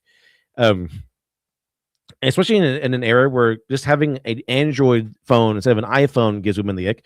But yeah, it's like, okay, first of all, they might think that's cool. Like, oh yeah, I want to see him cry, and I'll comfort him. But you don't want that. But they don't want that, because the moment you do, it's very unattractive, very unattractive. And also, yeah, that gets used against you later. That's what happens. This is why men need hobbies. All right, men need hobbies. So that's the way that men relax and love steam and love stress. So that's how it goes. That's how it goes. That's kind of how men kind of utilize their time. Become a better person, a more relaxed person, I guess you could say. Now, the hobbies could also include fixing up an old car, or carpentry, or woodworking or whatever it might be. But thing is, it doesn't always have to be that way. There's no law that says it has to be, your hobby must be something that is beneficial to someone other than you. Right? So sometimes you might want to read a book, might want to read a comic book, want to take a load off and listen to a radio show, for example. But every single prominent modern day male hobby has been corrupted and twisted and changed to suit women and gay dudes as opposed to just regular men. And, most men are like, okay, well, I guess that's fine, just whatever. Because like most men don't think it's important, but it is important. And a lot of men have been taught that your feelings don't matter. The feelings of women matter more. And that's it's not even like a modern day thing. It's like ingrained in men's DNA. Prioritize women over yourself. And so when all these women want to come into your male hobbies, like, okay, well, I'll change it and I'll make space for you and everything. And it happens little by little. And suddenly the hobby is completely changed. You don't like it anymore. Happens Star Trek, D&D, Star Wars, Indiana Jones, everything that men used to like. Now they have like a soy boy James Bond. This soy boy James Bond, like just regretting everything he's done and being like just yelled at by women all the time. It's not very fun. It's not very fun just to see a guy that should be awesome just being yelled at by all manner of women because you're a misogynist, you suck. Men are just not allowed to have fun anymore. They find it offensive. Anyway, chat. There we go. We're over halfway to Pillarman today. Oh, technically speaking, it says yesterday's Pillarman, but we're halfway there, chat. We're halfway there. Let's see. Slim Jim Pimp says, I was lamenting to my wife that there will never be another David Bowie. Yeah, there's not. Because demographic cultural devastation of the UK. It's just not. Because anything David Bowie would do be offensive. It would be offensive to some wokey who look at David Bowie's actions and be like, oh, is he making fun of us?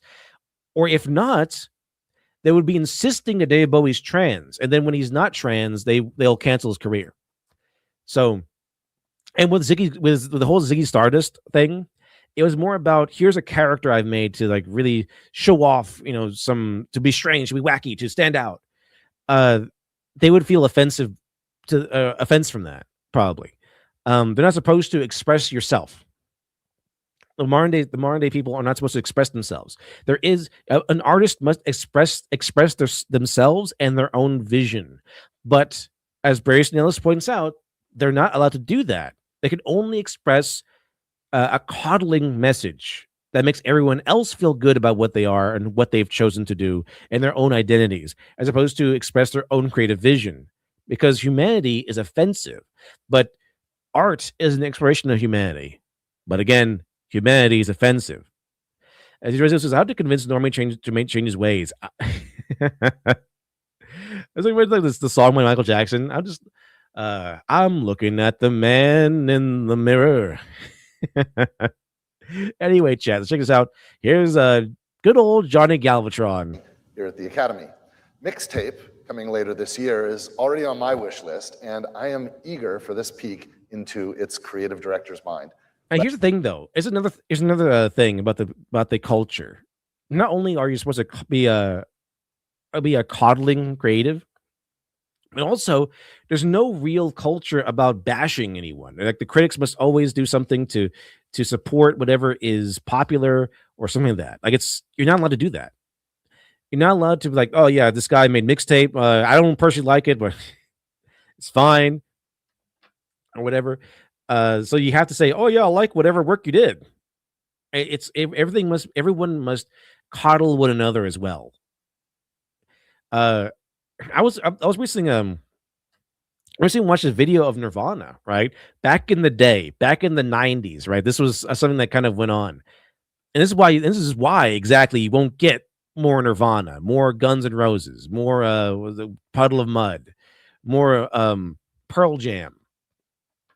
Because there's a moment where Axl Rose is talking about how he was raped as a kid, right? And then Nirvana comes on. And Kurt Cobain starts singing "Rape Me," and no, it's not even subtle either. He just sings a couple of lines of "Rape Me," and then he points to Axl, like, "Where's Axl? Hi, Axl! Hi!" I'm mocking him over his rape as a kid. Like, you won't get that today. That Nirvana would be over. Right, the band will be disbanded. It would be gone. Their career would have exploded. Right, so we can't have creatives being creative anymore, expressing themselves, having a feud or anything. You can't have that today. Everyone must walk lockstep. Everyone must go cool with everyone else. Everyone must always coddle the feelings of everybody else as well. So we really can't have people being people today. Really can't have that friction that comes with humanity, the conflict that comes with being human. Because again, being human is offensive. Let us welcome to the stage Johnny Galvatron.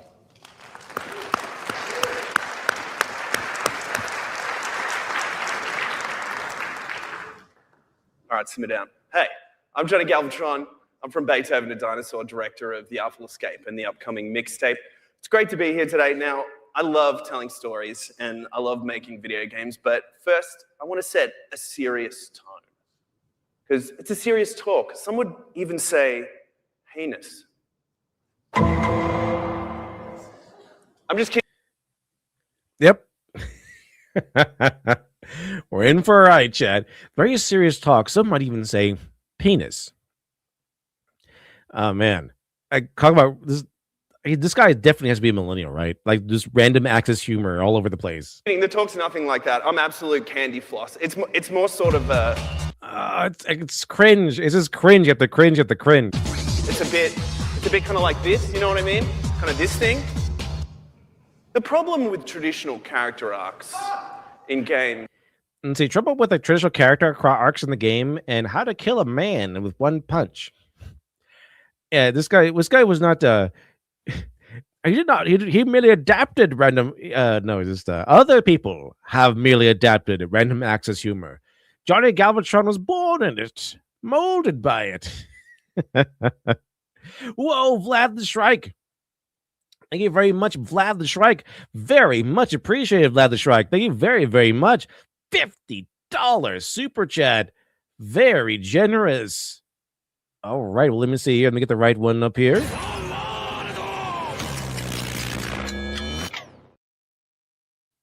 All right, Vlad the Shrike says, can't stay the screen. Axe gets voted on tomorrow. So contact your local senator. Contact your local senator. Oh, really? I'll check that out. But thank you much, Vlad the Shrike. What is that? I didn't even heard of that act, as far as I know. Maybe I've heard of what it does, but I haven't heard the name. Well, thank you much, Vlad the Shrike. Very much appreciated. And that does get us over today's goal of Pillarman. There we go, Chad. Awesome. There we go. All right, check it out. So, Rasmus Evans says, let's put it bluntly: the woke are consist of very weak emotion people who can't handle the harshness of real life. Yeah, it's kind of why they're far left. They need to have like this community, which is what they brought into the fandom, is the word community, because all of a sudden you're on a team now, right? And then they need to have institutional power because they have no power of their own. And how to kill a man in one punch. Today I want to talk about character arcs, what they are, how they're used in film, what makes them difficult to incorporate into interactive media. And there are many character arcs. There's a million combinations, both brilliant and tragic. But there are three kind of main arcs. There's a positive change arc, and this is Lady Bird maturing from rebellious teen to self-aware young woman, appreciating her roots, or Max Fisher from Rushmore, stepping into adulthood and learning humility. Apollo Creed goes from cocky champion to wise mentor and friend of Rocky. Also a flat arc with my boy Paddington. Wait, does he know about does he actually know what a character arc is? Like he kind of seems to recognize them. But I've seen the story of Mixtape, and there's no arc to be seen whatsoever. But I think he's going into flat arcs because this is what he likes. This is a wheelhouse. His wheelhouse is just the character who does not change whatsoever. And as a millennial, that seems to be like what millennials would like, is that I don't really want to have my character change. I want him to be stuck in a perpetual cycle of nostalgia, which is basically Johnny Galvatron's entire career is just nostalgia. Let's see. Norman Man is the 5. Galvatron is walking evidence of why people need to be told to staffu by class or a large group of people. Yes. In fact, this this refusal to say no to people, this refusal to actually give actual critique to people, to tell the truth to people, has been a detriment on culture. Like, it's been a huge destructive force upon culture that people have refused to say no. They refuse to say that your stuff sucks. Shut up. You know, you have no idea what you're talking about. You're not allowed to do that because that's offensive.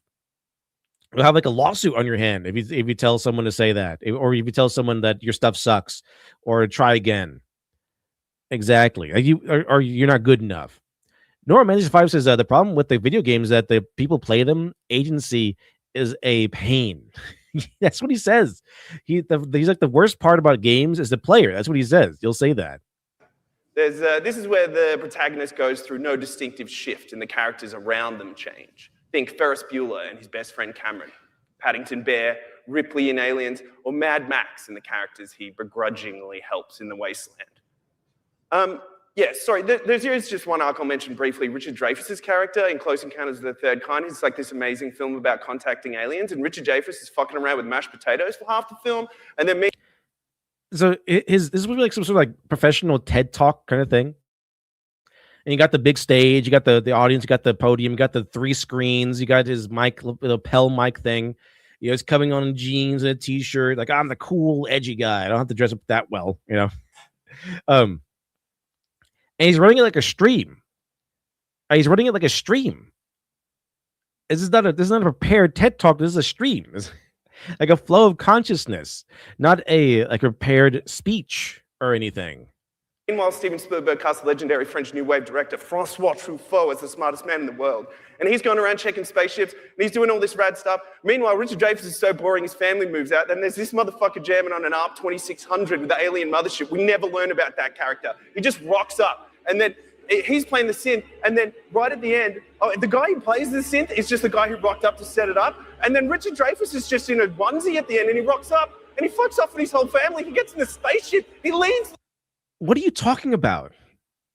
What the hell are you talking about? What does this have to do with anything? He's like, I want to talk about character arcs, and it's about this guy playing with mashed potatoes. And what are you talking about? A flat character arc, you idiot, is just an arc where the character does not change. Okay, we don't need this whole diatribe about potatoes and shit. You just don't. All right. And flat character arcs can work too, right? Samurai Jack technically has one. He doesn't really change. He kind of at the beginning kind of has one because he goes through training and everything. But most of the show he doesn't really have one. It's about this really good guy named Samurai Jack who does all these good things trying to get home and slay a coup. Was it Lone Wolf and Cub? Lone Wolf and Cub. Ito Agami is a flat character arc. He's already really powerful and really skilled at the very beginning of the story. The stories are really more about the people around him. And that's the power of a flat character arc. If your main character isn't the one changing, then the focus is actually on the environment around him or the people around him. And if you look at Samurai Jack, it's really easy to identify who he is because he's just good guy Samurai Jack. So we can actually focus on the strange world of Aku and all the aliens and robots and weird circumstances that Jack finds himself in. Same thing with Lone Wolf and Cub. It's not about Ito Agami changing. It's not even about Daigoro changing.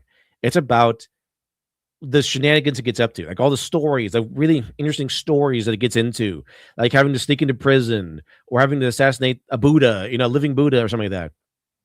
Those are my favorite ones. So it's more about that stuff. Right, that's the power of a flat character arc. The focus is less on your main character and more on the world around the character, the characters around the character.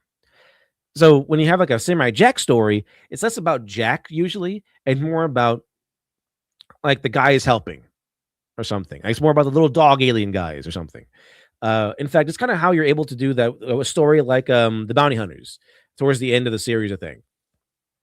Or Jack is barely even in that story or episode.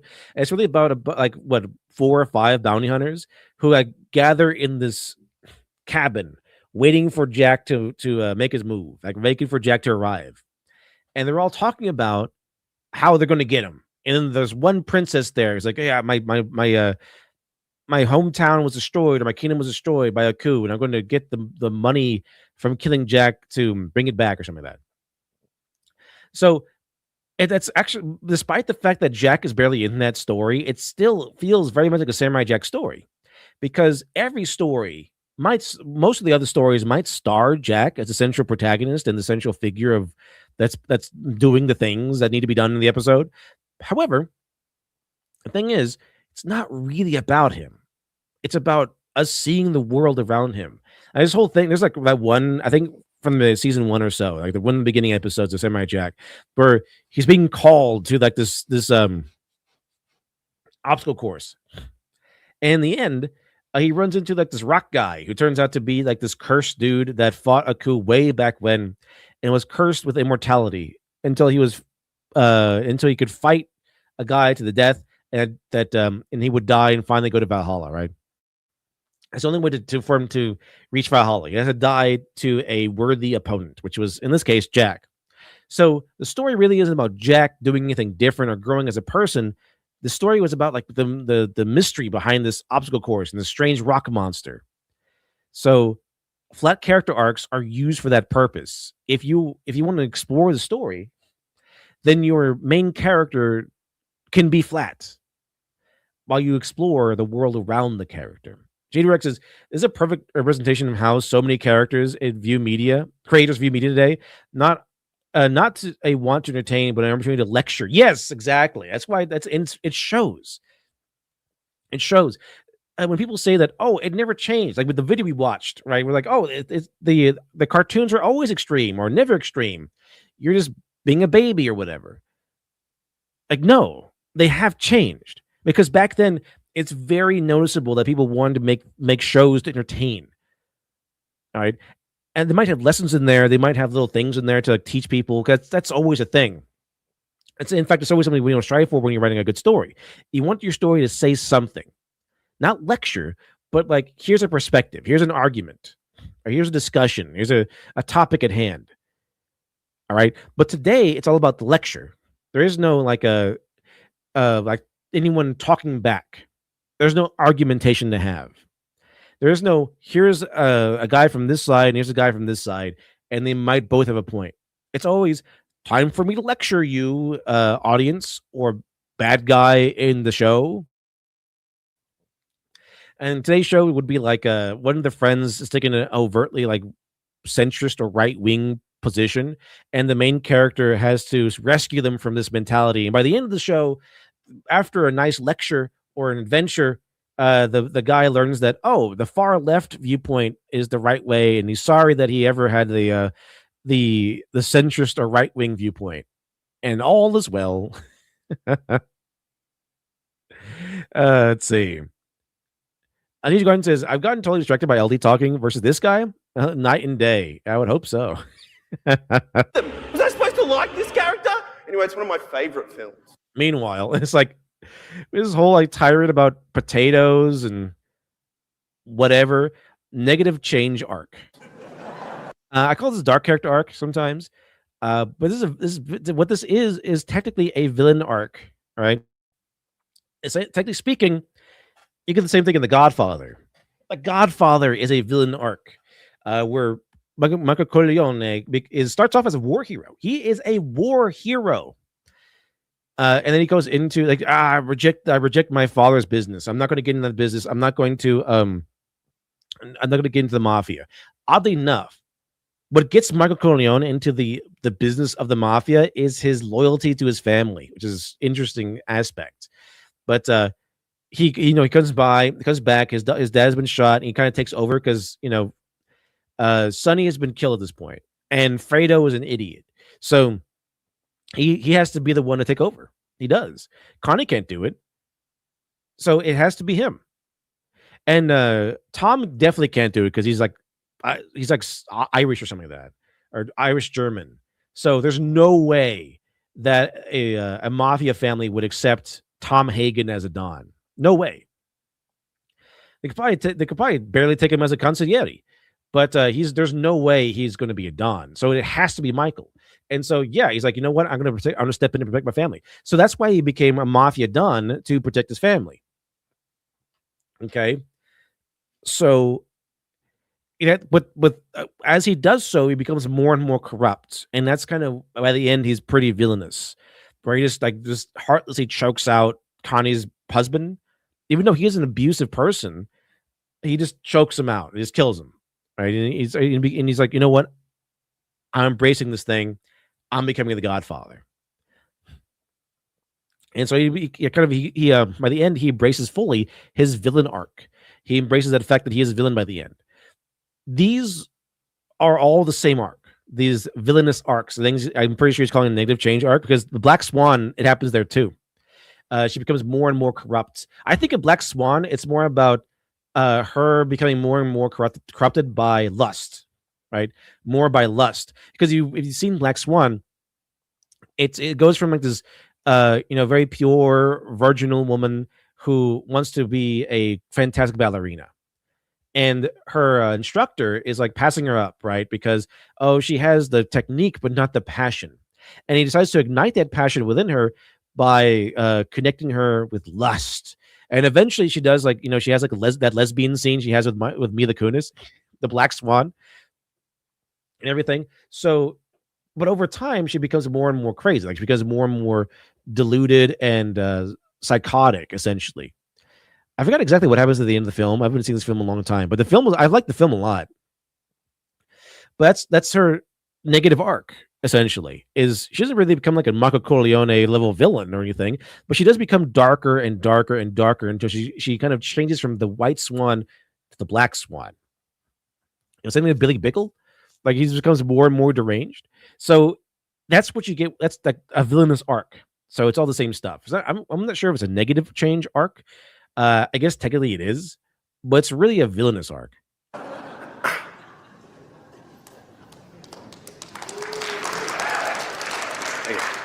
Hold on, what? Why are they clapping? Character? Anyway, it's one of my favorite films.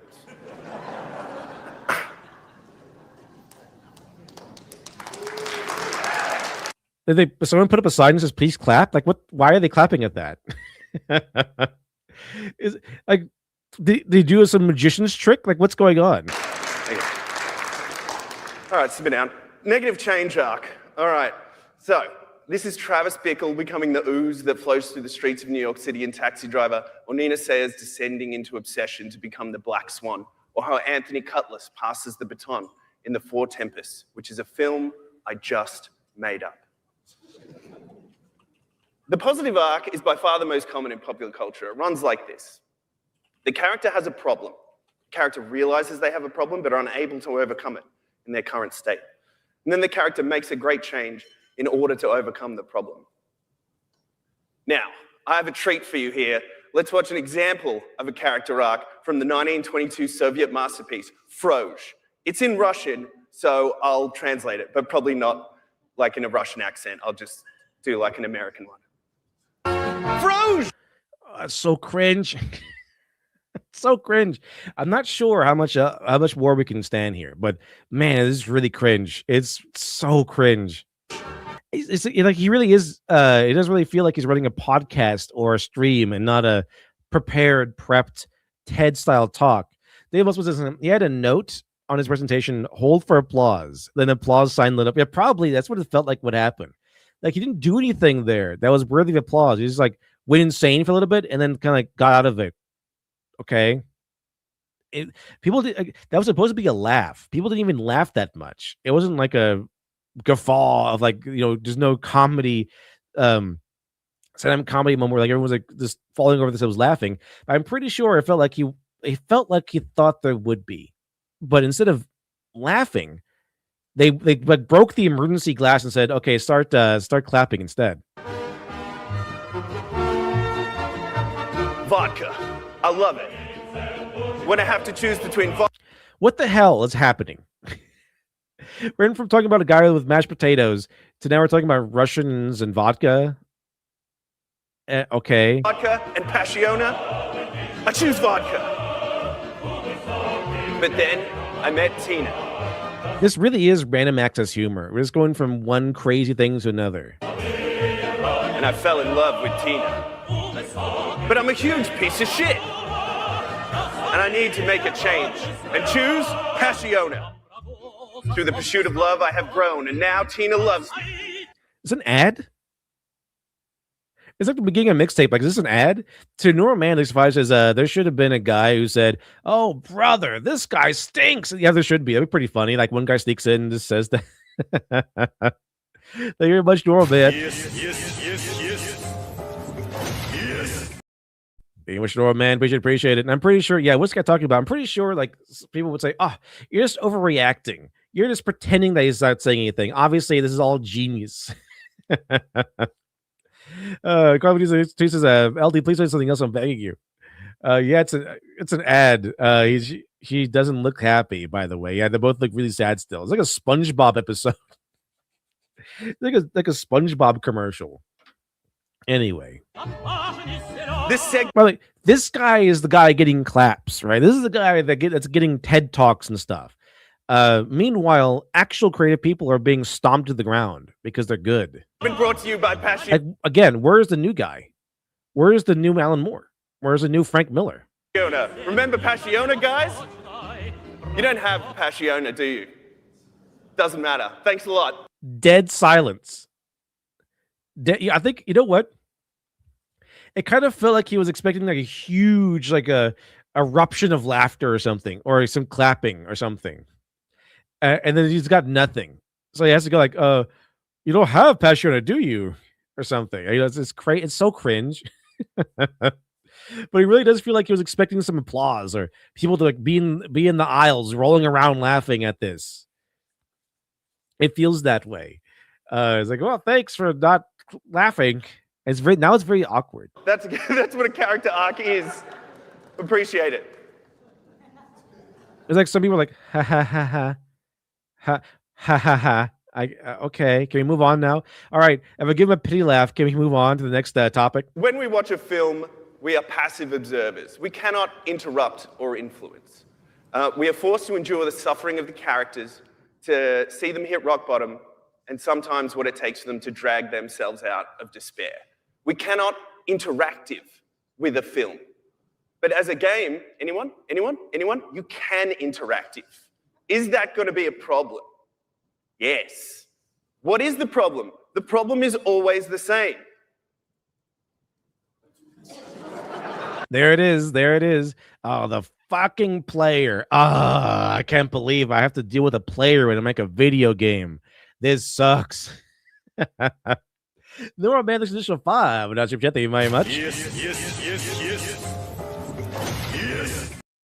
Let's see. The death of art is when artists make art for other artists in our Ouroboros cycle, smelling each other's farts. Gaming is in this phase right now. This is, by the way, if you've seen the movie The Menu, this is what it's really about.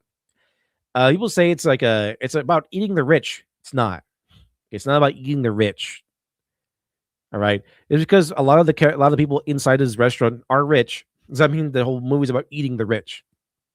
It's about art, what it means, having lost your way as an artist, and this is part of it. And you're right. One of the biggest reasons why Julian Slawik lost his way and lost his passion for food and cooking is because he started making meals for critics, not people, but critics and people with enough money to enjoy the experience, right? People with enough money that they can buy a meal made by Julian Slawik or designed by Julian Slawik, but don't enjoy the meal. They don't respect the meal. They don't savor the meal. That's why in the beginning, he's like, I don't want you to eat. I want you to taste. Because for once, he wants people to taste his food as opposed to just wanting to be there. Because at his level, one of the other reasons why he lost his passion is because the only people he serves to now at his level are people who don't really respect the art. They consume his food, they consume his art, but they don't respect it. Why? The reason why they're there is to say that they've been to Julian Slawik's, right? They want the gravitas, they want the clout. They want to go there just like so they can go to another party and say, Oh yes, when I was at Julian Slavic's, and we know this because one of the tech bros is like, "Oh yes, this is pretty good food, but not as good as my own personal chef Ricardo." You know, we met with Ricardo, like he makes really good meals and everything. So you could tell this is what they actually want. They're not there for the art, not there because they respect the art. They're there because they want to say they've been there. And that's why Julian Slaug is like, you people represent the death of my art. That's what it is. That's what it is. So when all these people are just making art for the critics or the absolute rich and wealthy, the vision is gone. Right? They're not making it for people anymore. They're making it for critics and for people who don't even want the art, who don't respect the art, just want to consume the art and move on. They want to consume the art just to say they consumed it.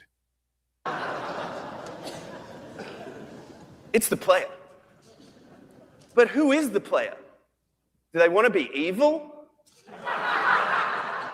Do they like feet? Oh man, this is very clever stuff. Really hard-hitting, clever stuff. Do they like deck builders? Oh, look, more random access humor. Because you only get this if you're like, I don't know, in Australia or something. This is a really good Australian joke, by the way. Ow! Hey! Come on, please. Okay, all of a sudden we're at Christopher Walken now. He needs an editor. And see, he really does need an editor. I guess that's really what it feels like. Okay, we're at Christopher Walken now.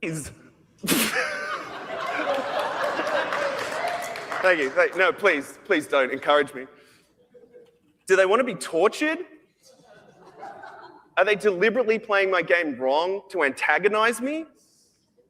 Do they like opening batter Aaron Finch? No. No one likes cricket. This is a graph of everyone who likes cricket in the game industry. That's me and my... Oh my goodness. Why are we on cricket now? Aren't you talking about character arcs? We're talking about deck builders in Australia and cricket. What the hell are you doing? How many drugs are you on? Friend Woody, and I hired Woody because he likes cricket, and then... You made a graphic for this. It's not probably even true. There's probably a lot of people in the gaming industry that like cricket. This is everyone else. Including the people who make the... Everyone in the audience, like, please, someone give him a pity laugh so we can move on. Can we get to the topic now? Can we get back to the topic? This is like my stream. Like I go to a topic, like, oh, here's a topic, and then all of a sudden we're sidestepping to another topic at hand. Or we're talking about Yu-Gi-Oh! All of a sudden or something. That's fine for a stream, but you're at a TED Talk. This is like a TED Talk thing. What the hell are you doing? It's like the difference between a stream that I do and an edited video. Could you imagine if I did a topic, an edited video on a topic, and then for like 10 minutes I go on a tirade on a whole other topic entirely? That would be weird. That's what this is like. This is supposed to be a practiced, written, rehearsed, prepared speech. All right, and he's like going through it like a stream of consciousness stream. Cricket game. Let me tell you about who the player is. The player is someone who arrives in the world not to observe, but to alter and to influence. And when they arrive, they are sure in the superiority of their moral compass. Whole, well-adjusted people that would rule with a velvet glove if given the opportunity. They're good people. Also, they're imbued with a certain detachment from the world and from the character. And for many of us, there's a cultural literacy that allows us to see the repeating patterns in stories. The same weight of death may not apply to a player in a game. In a novel, a character is at the whims of the author. They could die forever, whereas a protagonist of a game will almost certainly succeed.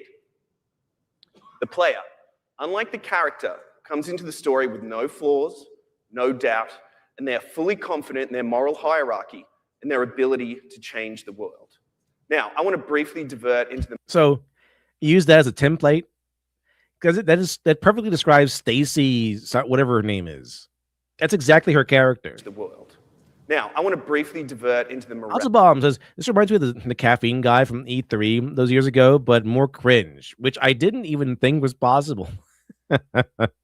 As we've learned in the current era, there's always going to be someone who's going to lower the bar of cringe. Reality of players. 3%. That's how many players do evil runs the first time they play a game. This data comes from Obsidian. There are some other surveys and a few bits of data out there, but it generally sits at around 3 to 5%. Head out in. Which makes sense because remember the whole thing that happened with Baldur's Gate 3 is that everyone made a paladin to be a good person, to be a good hero. To the world to do evil. So yes, Symbia, the Sympathetic superchats says no alter participant. We want to immerse in the idea. Yeah. We not alter, participate. We want to be immersed in it. We want immersive games. That's part of the fun. Is to believe for a little bit that we're part of this world of the game. It's like whether it be Borderlands, even if it's overtly a game that you're getting like the pop-up messages or whatever, it's part of the fun. It's verisimilitude. The idea that we can believe that this is real for a little bit. All right. So we can fantasize a little bit. That's part of the fun. But we gotta also participate as well. Otherwise, you're just watching a movie. Yes. Thank you very much, Symbiote. Players want positive outcomes from the world, and they want positive outcomes from their avatar. Here's where the player and the character arc clash. As soon as the player sees there is something wrong with the world, they will attempt to correct it. And this includes the flaws of the protagonist. You see, excuse me. You see, in Froge, it's a film. So the Passiona is grayed out. But in a game, anyone? You can select the Passiona. What is a struggle for the character is a simple binary decision for the player. Now it's time for the Passiona quote of the day. The traditional positive... I was bringing back this crap. Passiona. You tried the Passiona joke. No one laughed, bro. No one reacted at all. You had to get like some guy to clap or whatever. Change arc is problematic when the player has agency. Players negate a character's flaws. They'll just instantly, through no growth or catharsis or dramatic revelation, fix the character. And if they're not allowed to fix the character... It's like a homeless man that's been given a jacket or a coat at a TED Talk. If they're forced to experience tragedy that they cannot change, that can be even worse. Let me tell you about, hey, Forrest Gump's here. Let me tell you about flat art characters. Flat art character mirrors the player in many ways. They're steadfast and sure in their ability to change the world, or at least resistant to its corruption. The flat art character begins the story already in possession. I'm not sure if Willy Wonka is that flat, as far as the movie goes. I'm not really sure if he's that flat of an arc. He kind of becomes more optimistic by the end because of Charlie's actions. Of a truth, a philosophy. And a conviction or an outlook that is complete and doesn't fundamentally change. Unlike a positive or a negative change arc, their personal transformation isn't the engine of the story. Instead, the story tests whether the truth can stand against pressure and if their truth can inspire change in others. Wait a minute. Why is Morpheus in here? Morpheus is not the main character.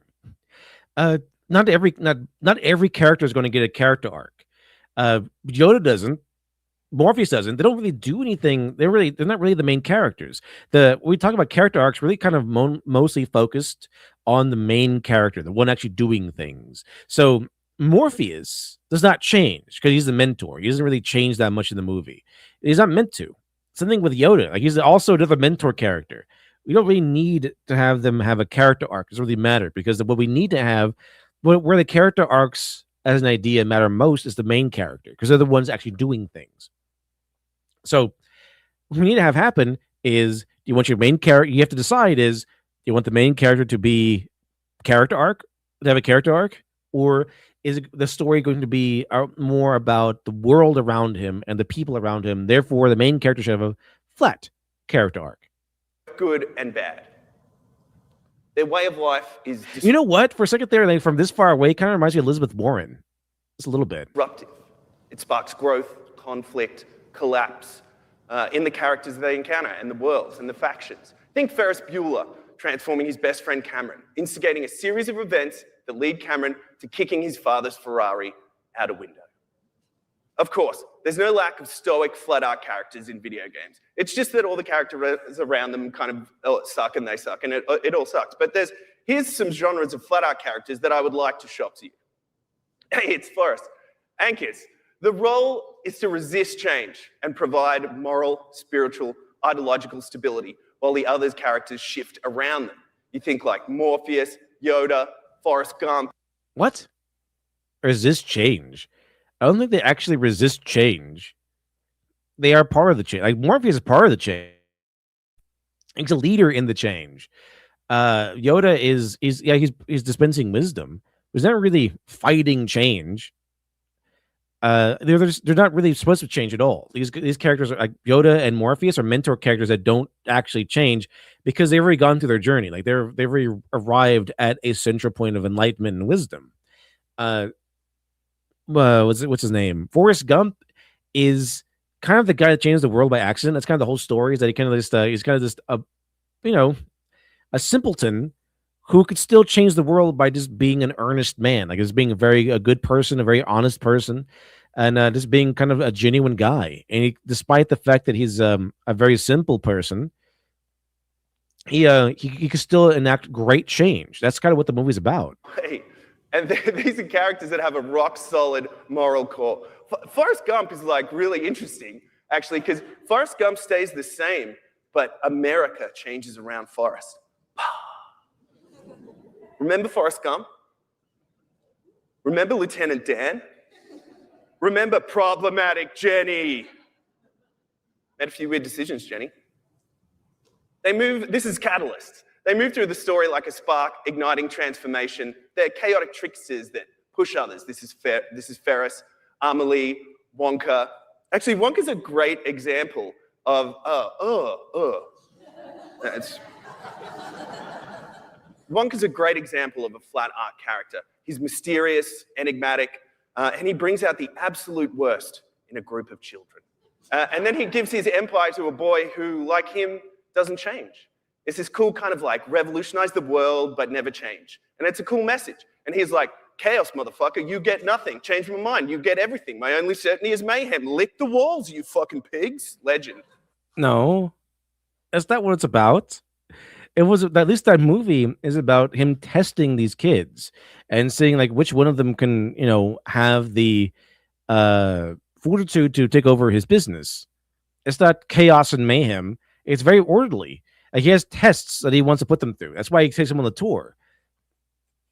And at the end, Charlie, like he gives Charlie one more chance to succeed, and Charlie ends up passing because he's very generous.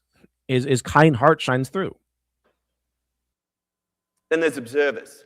They stay flat, but they're positioned to witness and reflect the change in others. You think of like Nick Carraway as he shadows Jay Gatsby, or Mad Max in The Wasteland. Hey, interesting. You mean like Watson? I mean, these characters are affected by other things, kind of what they're affected by their observations. This is Heart of Darkness as well. Stuff like that. So, yeah, there are characters like this, but they tend to change also. They tend to change by being affected by what they see. Fact about Mad Max. Did you know it was directed by Goo Gooman from Death Stranding 2? That joke is niche. Who cares? Stay on topic. This is like this really is supposed to be like an edited video. All right, you could do this in a stream, but not in an edited video, which is essentially what this is supposed to be, which is a prepared speech. This is correct. What the hell? Who cares? Why do we need to know this information? How does this help me understand character arcs or whatever? Ours is a no. Johnny was right. Cameron kicking the car did cause it to fall. I mean, yeah, technically speaking. I mean, literally, yeah, I did. But anyway, chat. Anyway, all right. We have earned a little bit of extra stuff today, chat. Where is it? Here we go. So here's the video from me I had saved up from yesterday, which is what DreamWorks understands about evil that Hollywood does not. And so I think this is it. Check it out, chat. So here it is. Let's move on to this. What DreamWorks understands about evil that Hollywood does not. See what they say. Villains from Hollywood we see on screen today. We keep getting bad guys who feel hollow, silly, or way too easy to forgive. But in the midst of all this trash, there's DreamWorks, whose villains often stay in our heads for a deeper reason. Tai Lung, Lord Shen, Death, Ramses, Jack Horner, Grimmel.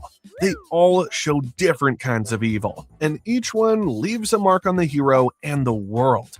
So, what does DreamWorks understand about evil that other I Hollywood like the idea that DreamWorks has been just laying into all these other companies.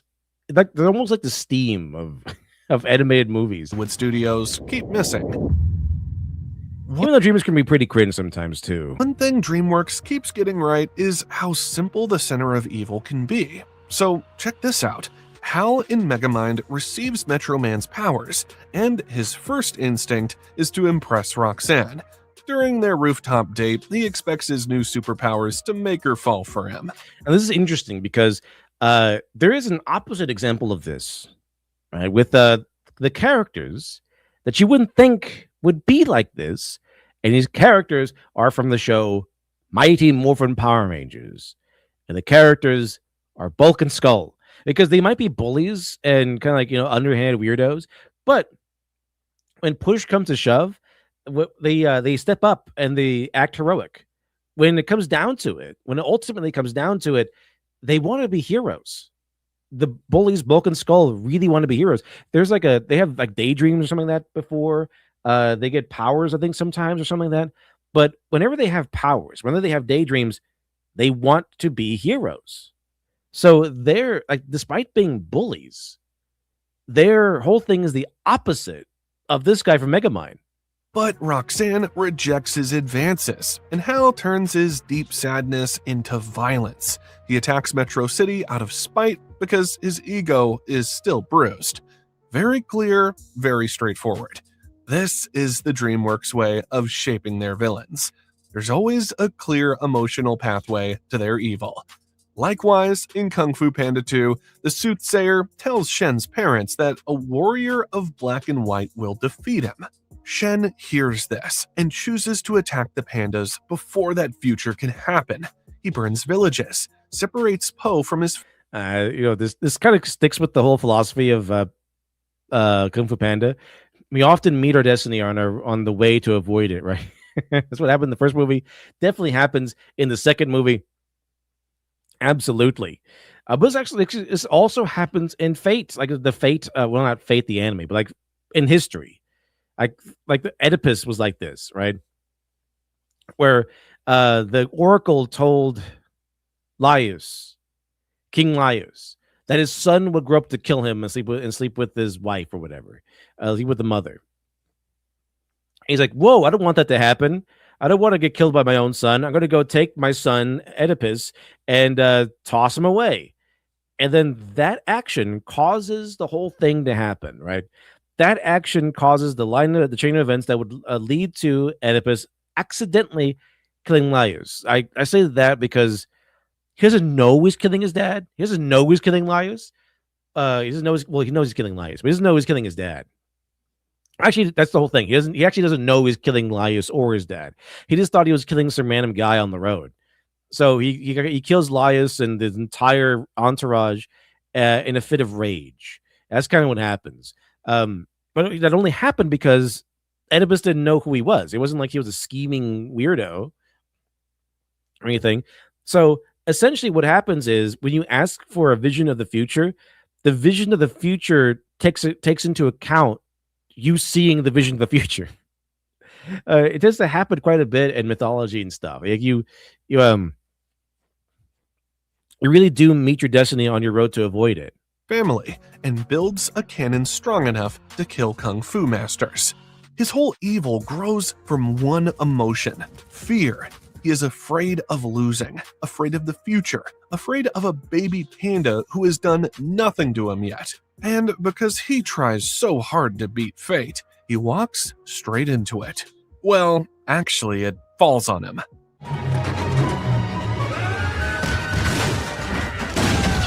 The point is, DreamWorks understands that every great villain usually has one dark idea sitting in the middle of their heart.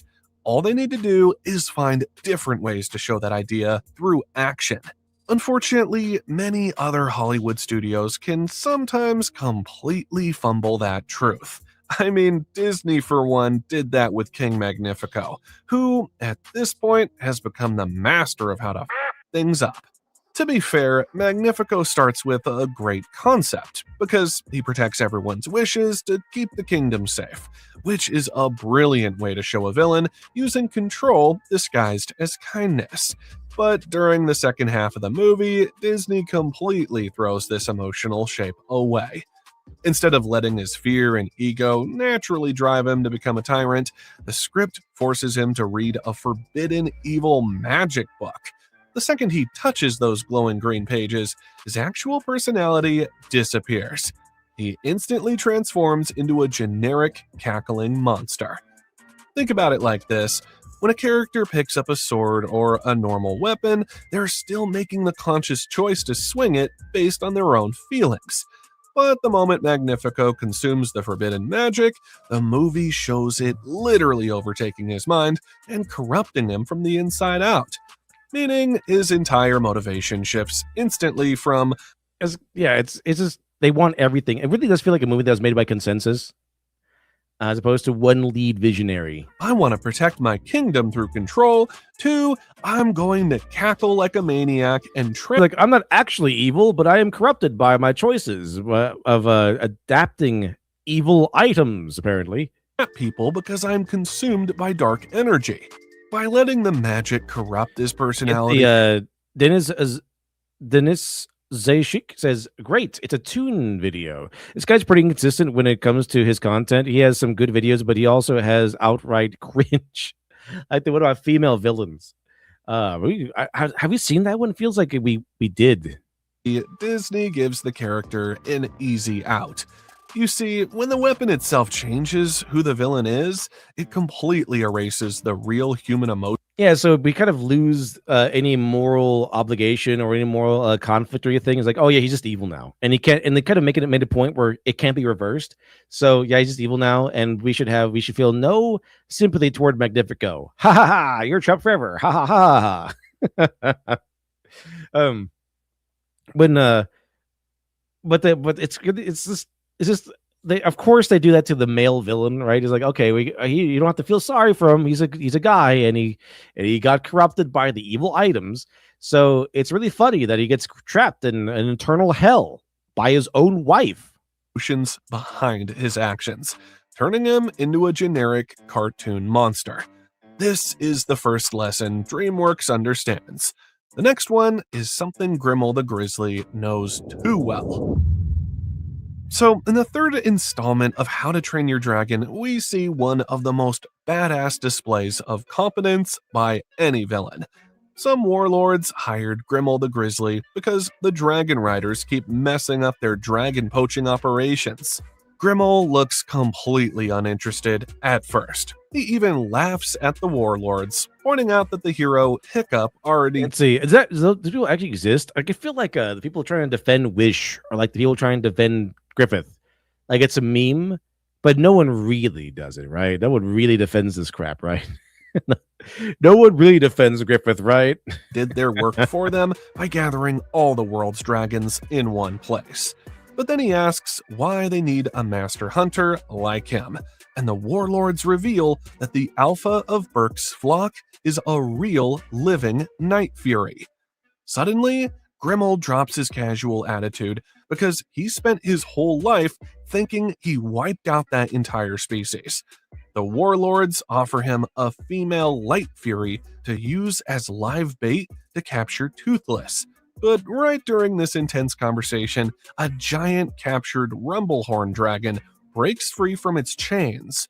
The massive beast roars, sending the terrifying warlords and the trappers scrambling back in pure panic. Grimmel, however, stands his ground, never flinching for a single second. He just casually turns, raises his crossbow, and shoots a sedation dart directly into the furious beast. As he walks away, he promises to prove that the famous people of Burke have no leader, just a boy. That is where DreamWorks sets itself apart from other studios. The studio understands that evil needs competence, and they show Yes, there we go. Yeah, that's definitely what happens. Um, evil. There needs to be some guy who's competent on the evil side. Otherwise, there's really no conflict. That's kind of what happened in the a big downer from the Star Wars prequel trilogy. Even Plinkett notes this, where the Jedi are going in there, they're fighting bad guys, and they run into like a whole room full of battle droids, and you're like, oh, this shouldn't be an issue. Oh, it shouldn't be an issue. Okay, I guess I'm on the edge of my seat. Because if the bad guys are just incompetent lunatics, it's not all that fun. There's no real conflict. This also happens, by the way, in the Star Wars sequel trilogy, where once you make the villains these crybabies and losers and just idiots, then all conflict just kind of evaporates from the trilogy. Like when you have them, we have Kylo Ren throwing tantrums and what's his name, Hux like getting flustered every 5 seconds because, oh, I wasn't putting that. Well, then it's not really all that scary. They did this to such an extent that I think in the last movie they had to replace all the villains with a competent guy who just like kind of steps into the role after he shoots, like the guy that shoots Hux. He has to step into the role as villain because everyone else has been so degraded in terms of competency that they had to bring in a whole new guy. That's how it goes, though. Like you're watching some movie or some even like an anime or whatever it might be. There's no more tense or scary moment than when the hero pulls something off that's incredible or good, and you're like, that's for sure gonna knock out the bad guy. And then the bad guy responds by smirking and grinning as if he's completely unbothered by it. Heck, this happens in anime quite a bit sometimes, where they go, oh my goodness, I can't believe the main character did that. What an incredible move! What an incredible maneuver in a critical juncture or whatever. And spectacular move at a critical juncture. And then some other guy will go, yeah, but look at his opponent. He's smiling. It's just, that's insane. But that can only happen if the bad guy has some level of competency.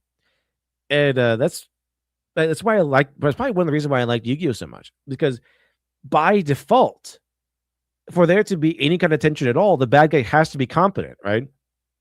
So Yugi wins most of his duels, but the thing is, the guy is always competent. Like the guy he's always dueling against always has some edge, and he usually keeps Yugi down for most of the duel until Yugi comes back with this insane level combo or something.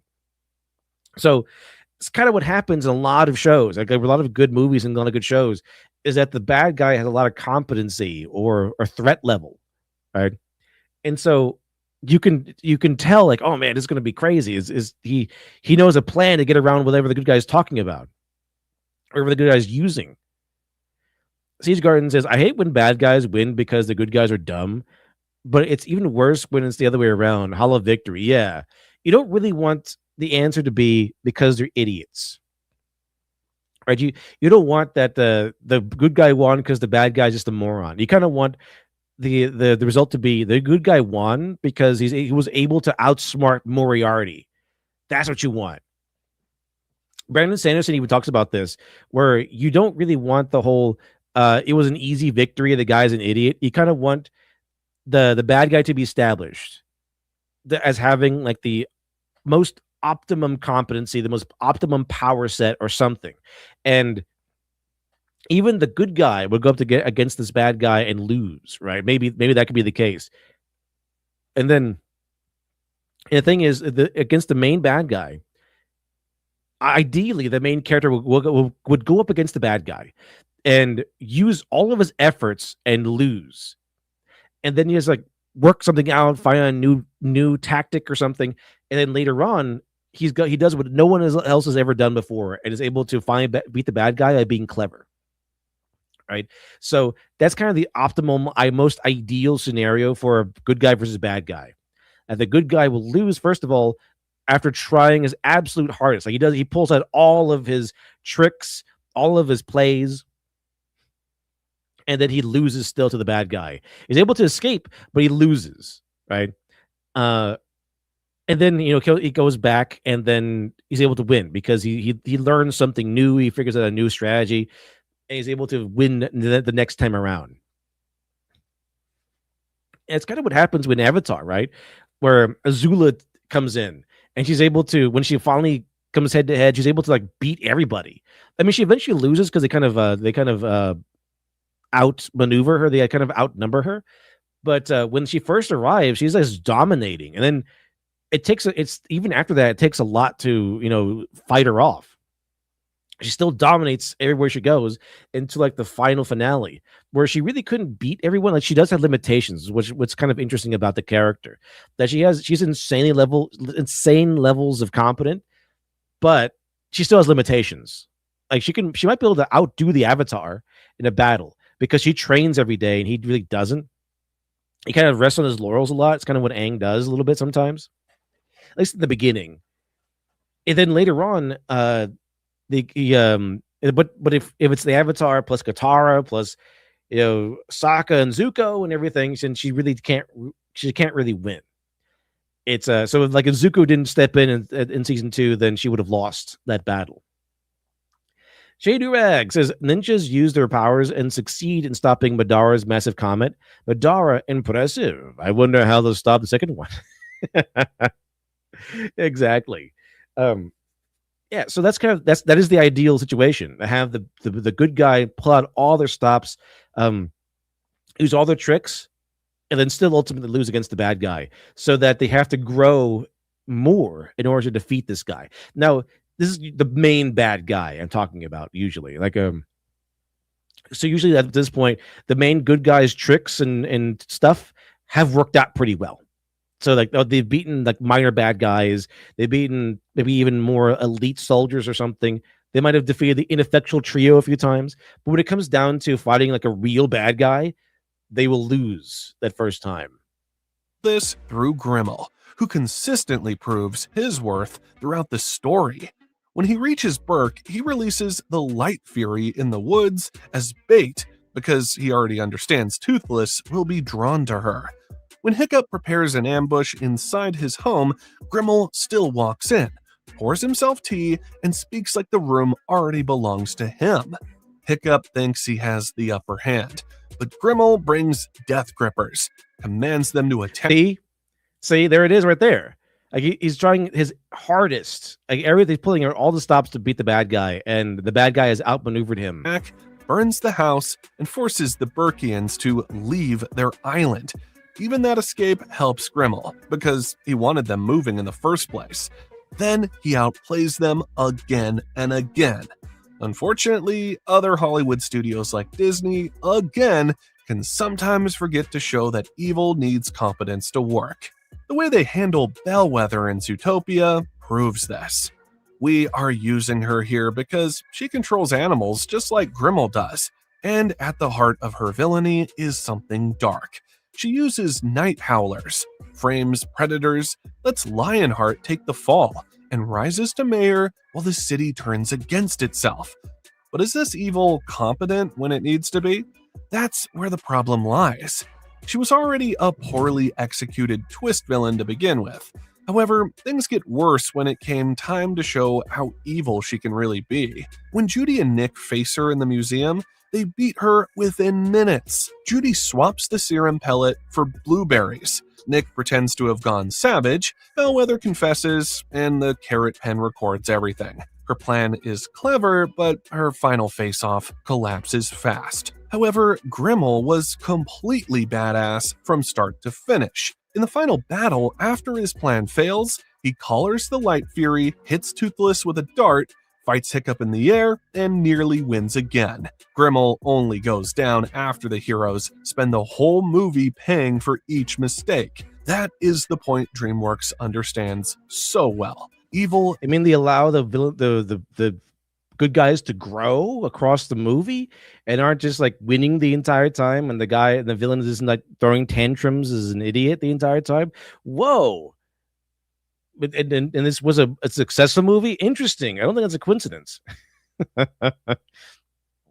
Let's see. Shea Durags Azula was a game changer because she wasn't only a dangerous bender, but a really clever one. Zuko and Zhao would just, yeah, they would. That's actually pretty true. Like Zhao and Zuko would just kind of like throw different kinds of fireballs at him, like in different ways. But yeah, it's just Zuko would just outright fight Aang, face to face, and Zhao would try to like outmaneuver Aang by sending Yu Yan archers or something like that. But Azula would also be able to put pressure on them socially and stuff. She could mock them. It's like an evil Spider-Man. Even when she's cornered, she still has control. She still has confidence and control.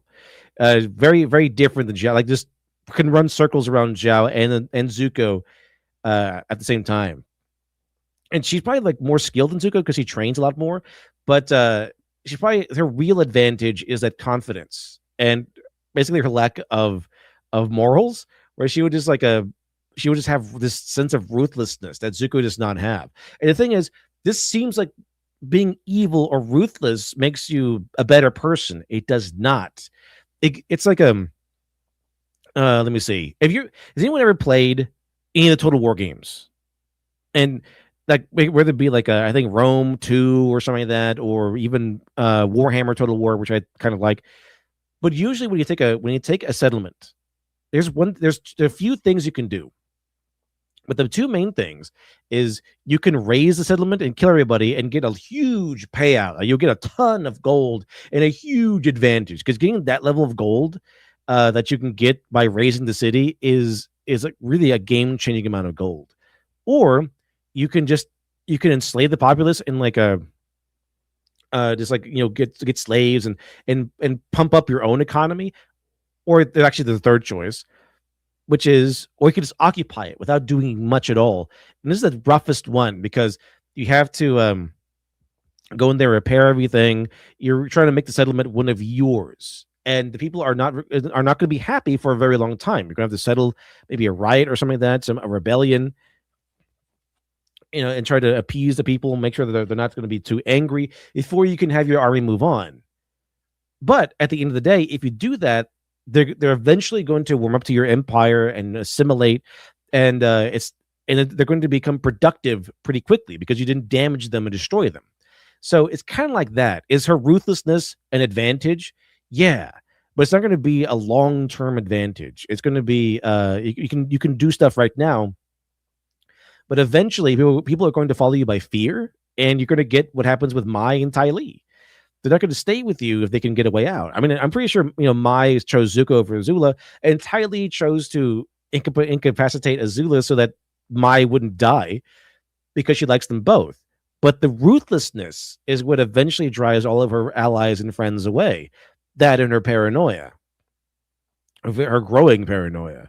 No, man, this is the final chat says, I'd imagine it's a fine line to write a good villain without crossing into arse pulling BS. Yeah, it's kind of this is why there's such a thing as a villain Sue, right? As much as I like Rurouni Kenshin, and as much as I like Makoto Shishio, he is a villain Sue.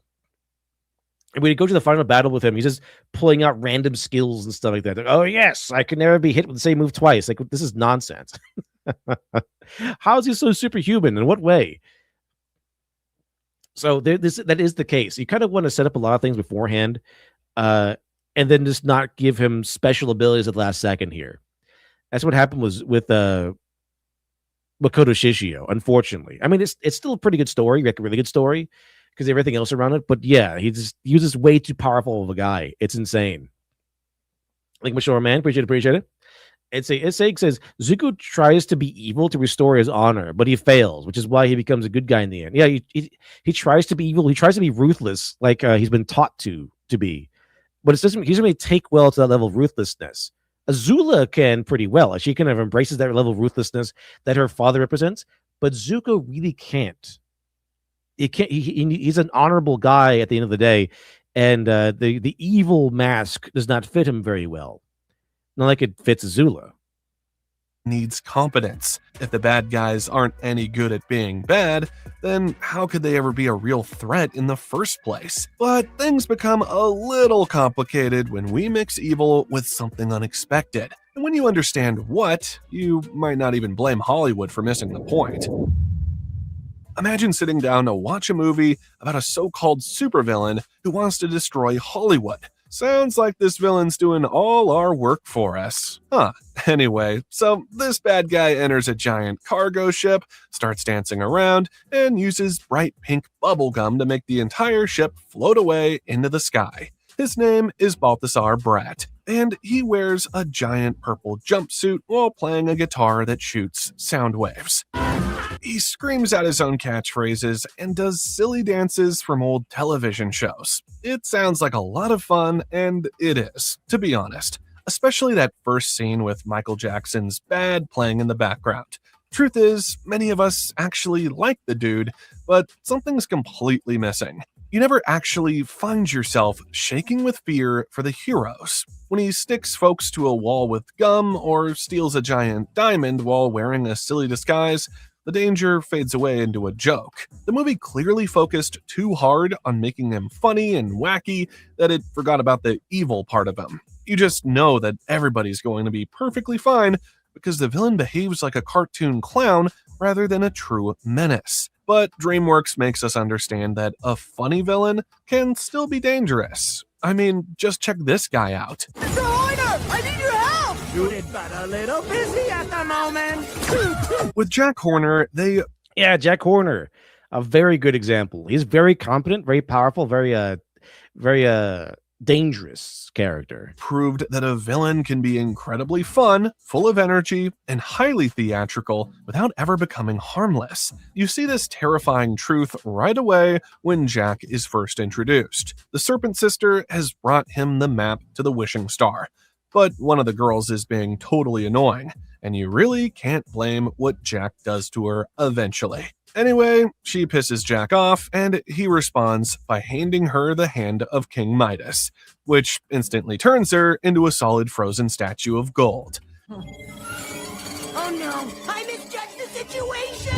Good riddance, but the movie immediately tells us that Jack has no problem killing anyone, except he doesn't stop there, not even close. In the Dark Forest, he orders the baker's dozen through danger as if their lives did not matter. When he tries to hit Puss with the unicorn horn, he accidentally shoots them, but doesn't show any remorse when they explode into confetti. Later, he uses the remaining baker's dozen as a bridge over a ravine, drives across them, and lets all except one fall. Can't bake a pie without losing a dozen men. The ethical bug keeps searching for a conscience, and Jack gives him nothing to work with. He even says he had loving parents, stability, and a thriving business to inherit. So the usual sad story has no place to hide. By the time he reaches the Wishing Star, he shoots magic at Puss, and Kitty ignores his last worker as she begs for help, and still tries to take all the magic for himself while the star collapses around him. Another perfect example of the brilliant balance between evil and theatrics is the fairy godmother from Shrek 2. Oh yeah, she looks pretty good. She looks like a pretty good villain, I have to say. Let's see. Shay Durag says, I would argue Zuko succeeded in being evil to restore his honor. Yeah, I think that's kind of the lesson of season 2 was that he like Zuko. We were all hoping Zuko would choose make the right choice, choose Katara and Aang and sided with them against Azula because it could have ended right there. But then he doesn't. He's like, you know what? I want to be with my family again. I want to restore my honor. I want to be the prince of the Fire Nation once again. And here it is. As Azula was like the embodiment of temptation at that point. You know, just not lust wise, fortunately, but the contrary to the voice actress and everything, what they want. But she was like, she offered everything that he wanted the entire time. Like he's been fighting for a restoration as the prince of the Fire Nation. He's been fighting for the restoration of his honor, for the respect of his people, for everything that he ever wanted. All it would take is for him to say yes to that temptation. And he did. But when he did, it all started falling apart. Like, yes, he got everything, but at what cost? And the cost was his self-respect. The very thing that he'd been trying to trying to earn back the entire time, his honor. But he learns that his honor was not ever taken away or given to him by his father or his sister or his nation. It's something he always had. And he didn't know that until he lost it. She enters the story floating in a bubble, singing a song and wearing a stunning dress. I know what every princess needs. She treats her evil plans like a glamorous Broadway musical performance. She stops at a fast food drive-thru to order wraps and curly fries with her son, laughing and chatting like a normal mom. But she's deeply cruel. She blackmails a king, threatening to ruin his entire life and take away his happiness if he refuses to help her trick his daughter. Not to mention her manipulativeness and expertise in creating devious magical potions. She's incredibly fun to watch, but her magical wand shoots literal purple death rays that can disintegrate a person in a second. With her and Jack Horner, DreamWorks understands that the best evil can dazzle or even make you laugh, yet it can also make you hold your breath with absolute ruthlessness. But even when evil decides to be serious, it takes it very personally as well. Death enters Puss in Boots and, within a few minutes, does to the legendary hero what no one ever did. He makes Puss give up his identity by literally burying everything we know about him and hiding out in a cat lady's home. All this because the wolf makes him bleed while acting like it was just another Tuesday. I just love smell of fear. After that, the whistle follows the cat like a shadow. Then the panic attack in the woods shows the real wound. Puss has spent his life performing bravery, but death makes him face the end behind the performance. This shows another thing that DreamWorks understands about evil, that it should attack the hero's deepest. And to be honest, yeah, I'm convinced Avatar was a fluke.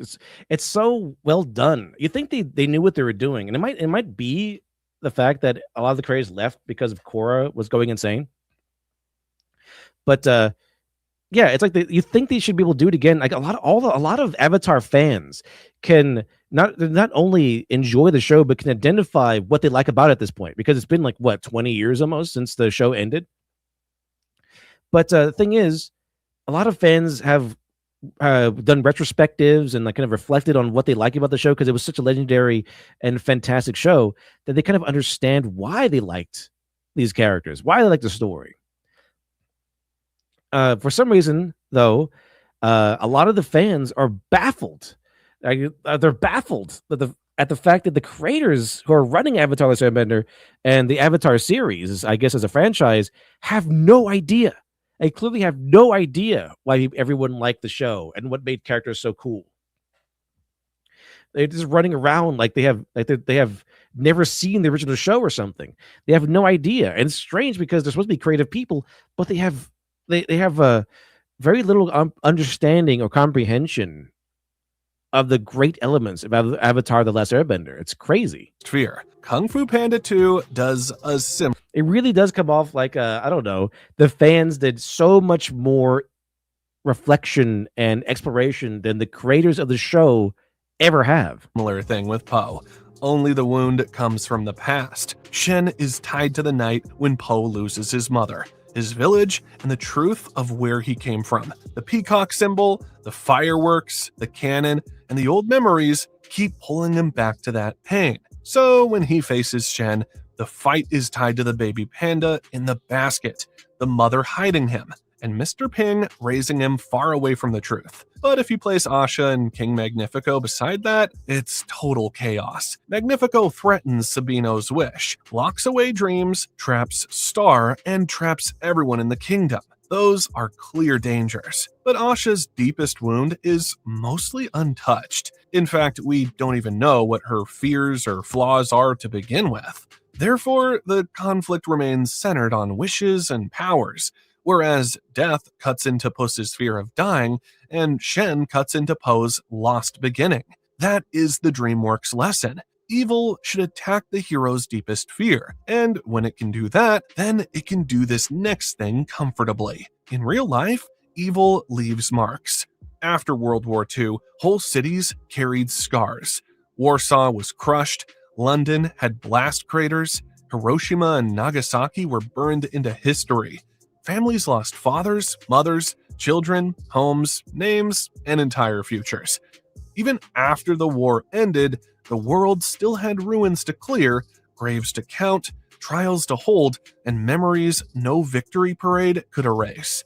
That is why evil in stories hits harder when the damage stays. A villain can lose the final battle, but the world should still remember what he did.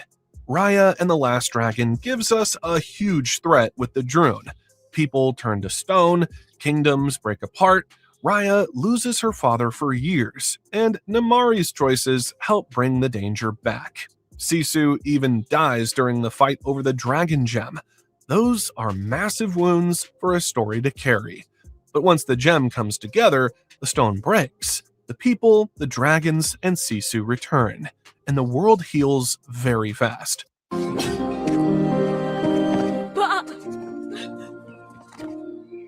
The happy ending is warm, but it softens the weight of all those years. And I would recommend the movie Sisu and not this Sisu.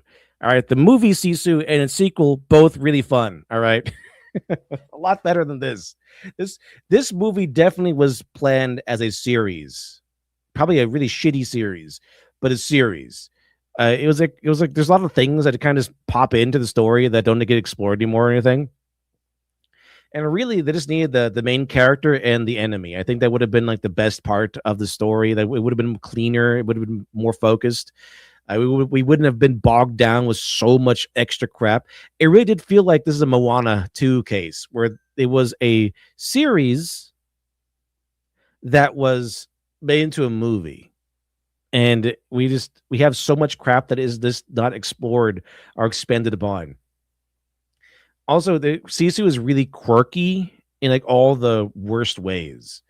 It's just dumb.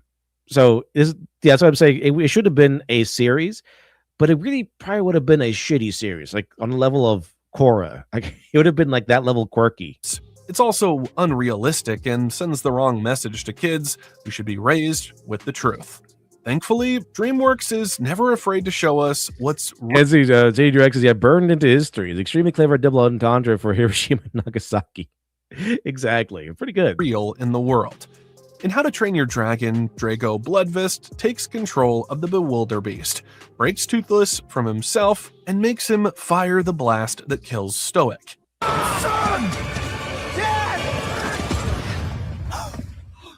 Hiccup watches his father die because a villain used his best friend as a weapon. The movie gives Hiccup victory, but it also gives him a grave, a funeral, and a new duty as chief. Then Grimmel pushes that pain into a larger truth in the hidden world. His hunt for Toothless and the Light Fury proves that dragons living beside humans will always attract men who want to trap, rule, or kill them. So Hiccup makes the hardest choice of the whole series. He lets Toothless and the dragons go. Go, Toothless. Go. But the Prince of Egypt perhaps gives the strongest version of the mark evil leaves. Ramses keeps saying no, and Egypt pays each time through blood in the Nile. Dead livestock, boils, hail, locusts, darkness, and finally the death of firstborn sons, including his own child. Moses frees his people, but Egypt mourns. That is the point. Evil should have consequences. Still, with Ramses, DreamWorks shows us that they understand another important thing that some parts of Hollywood seem to sometimes ignore. Evil can grow from pain, but it should never be excused. That sounds Oh no. Wait, welcome to the Chud slide, man. simple, right? Yet it's one of the hardest things to get right. That's the whole thing with like the whole Jean Grey. And they said the same thing with the Scarlet Witch. Like, oh yeah, they were sad when they did all this horrific crap. So it should be their evil is excused, right? Like, no, they can become better people, but their evil is still things that they have done. So they still need to be punished for it. A sad past can help us understand where the darkness began. It can show us the wound, the fear, the pressure, the shame, or the dream that got twisted. But once that villain starts hurting people, the story still has to look them in the eye and say, hey bro, you chose this, so deal with the consequences. That is why Ramses works so well.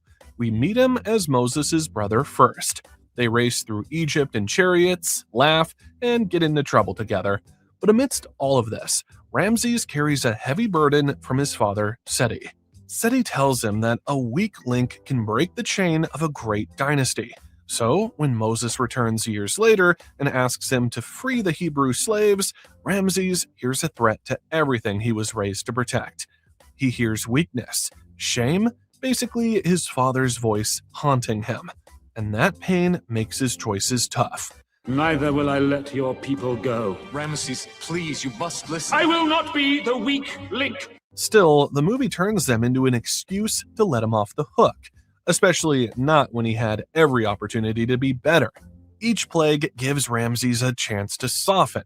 His people suffer again and again, and Ramses still holds on to power and his pride. The saddest part comes after the final plague, when his own son dies. The movie lets us see the hurt inside him, while still showing the bodies, the ruined land, and the child lost because he kept saying no. Tai Lung has his own wound too. Shifu raises him like a son and fills him with the dream of becoming the dragon warrior. And then he becomes too greedy. And then he becomes a traitor. And it really damages Sifu from then on. But when Oogway refuses him the dragon scroll, that dream breaks into rage. He gets locked up for years. However, when he escapes, he attacks the valley again, defeats the Furious Five, and nearly kills Shifu. Oh, you will never see that scroll, Tai Lung. Never. The movie understands his pain, but still makes him answer for what he became when Po finally skadooshes him to the spirit realm. The same cannot be said about Namari in Raya and the Last Dragon. Her betrayal helps break the dragon gem, the Druun return, and whole lands turn to stone. Years later, she points a weapon at Sisu during the struggle and kills her. Those actions carry weight, but the ending moves fast into trust, healing, and reunion. Namari helps restore the gem, and the world comes back. But she doesn't pay any price for what she has done. All her crimes are just glossed over, and nobody has any hard feelings afterwards.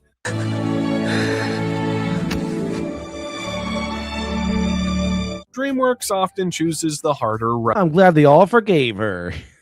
But it really is a Steven Universe thing. But don't worry, guys. She said she was sorry. A villain can come from pain, but pain can never become a free pass. Thankfully, some Hollywood studios have been taking notes from DreamWorks, because through Disney and Pixar, you can learn exactly how to write a modern villain using Lilypad from Toy Story 5. This video here has all the lessons, so go watch it now. All right, there we go, chat. The extra video of the day. And now, here we go, chat. We're going to go over to stream memes. So, and we have reached Pillarman. So here we go, chat. Let's go ahead and go to stream memes. Lower your volume or raise your volume, whatever you prefer. All right, loud clip incoming. So stream memes, and Pillarman. And 5, 4, 3, 2, 1. Ay, ay, ay, ay.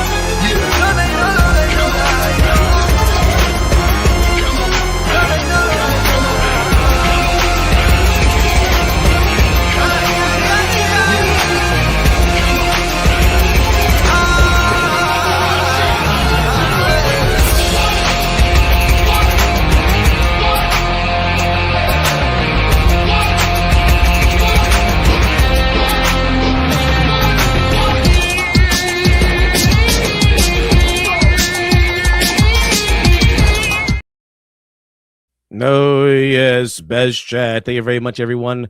But here we go. Stream memes time. Here we go. So Tomboy, it's Tomboy Tuesday.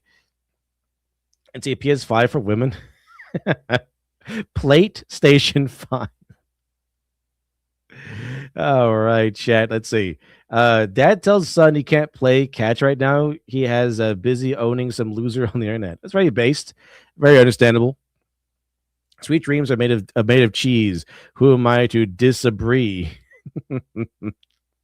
My ex-GF's body in the morgue at work. I work at still giving you the silent treatment, the cold shoulder that she ghosts you. It's very awkward. We squint at the sun because it's bright. We squint at people because they aren't. Pretty accurate, yeah. This is how Warcraft dies, with thunderous applause. Some a lot of IPs die. Emotional damage. Yeah, Dove Soap. Why the hell did you tell your father BDSM stands for burgers, drinks, and salsa music? He just invited Bob and Sandra to come over tonight for a BDSM party, and we are not done talking about this. Hey, Bob, Sandra, would you like to come over for a BDSM party? That I would be kind of funny if it ended with, and they didn't say no, they accepted. They didn't even clarify it. It's like immediately accepted. It's okay, Debbie. He said he's sorry. No, Debbie. He said he's sorry. It's okay, Debbie. He said he's sorry. Do you like tomboys? And see, sir, yes, sir. But everything is going wrong in your life, but you're used to it. Let's see. I think I've downloaded the wrong Odyssey. I think it's a little bit different than the one we were expecting. Interpay gap, gender earnings gap. It's very true, very accurate. Look at Alien. Let's see. There's a Freerin and Fern. Let's see. I'm Johnny Galvatron. 11 p.m., 2 a.m., 4 a.m., 8 minutes before my alarm. That's probably how it works. Yeah, that's kind of what happened. My best friend is getting married. I feel like this is a fake picture. I don't think this is real. I'm pretty sure this is photoshopped or something.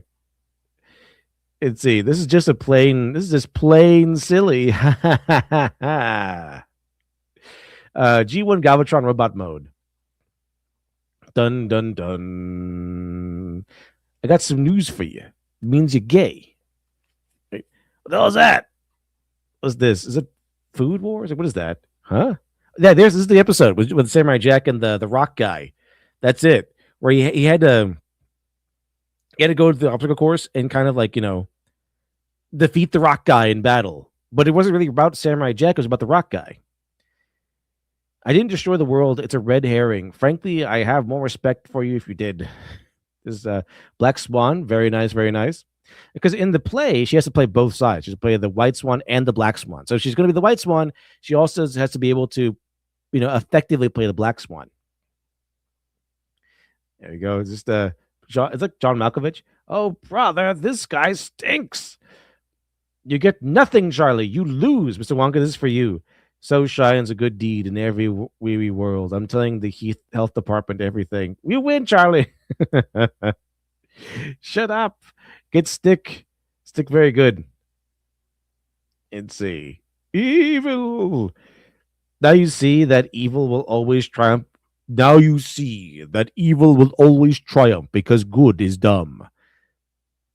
Me when it's Slur Tuesday. What's this? The menu? Look at the anime version of the menu. Would you like the invisible kitten? Sure. I love it when you're stupid. It was taking a selfie at like this dead Aang. Knuckles. Let's see. Okay. Oh, it's Death. Yeah, it's Death and Puss in Boots if they're human. Pretty cool idea. And then you're horrible. You're an irredeemable monster. Well, yeah, what took you so long, idiot? It's a Kung Fu Panda, Kung Fu Panda 2, Kung Fu Panda 3, Po the Master of Chi. There it is. The real Sisu. All right, just give me the real Sisu. But if God is going to make Pharaoh say no, then why would God also punish the Pharaoh? Good question. It's okay. He said he's sorry. It starts with sorry, you see. Let's see. All right, chat. We're going to go ahead and end the stream for the day. So, thank you very much, everyone, for joining me today. Best chat. Thank you, Best Chat, for always, of course, being Best Chat. So, again, of course, next time. We'll end with this.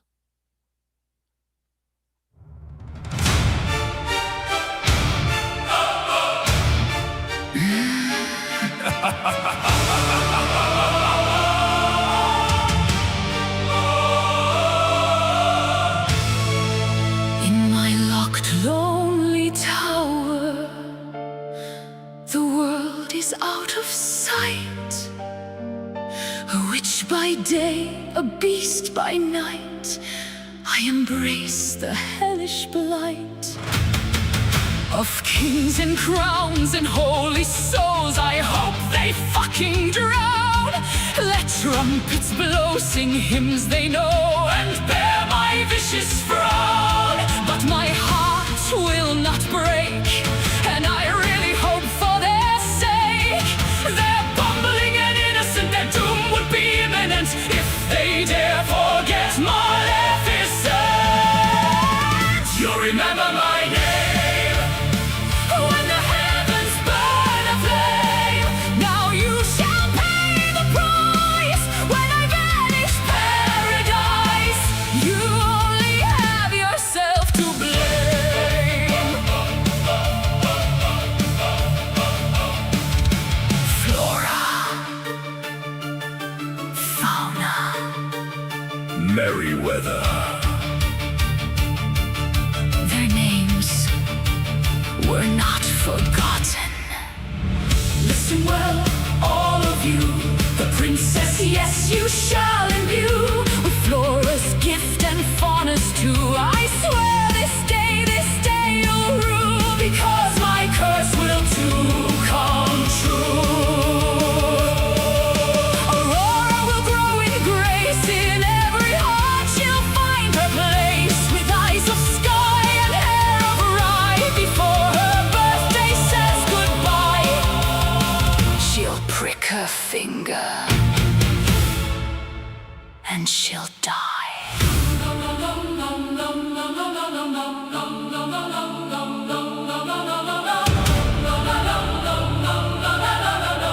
And she'll die.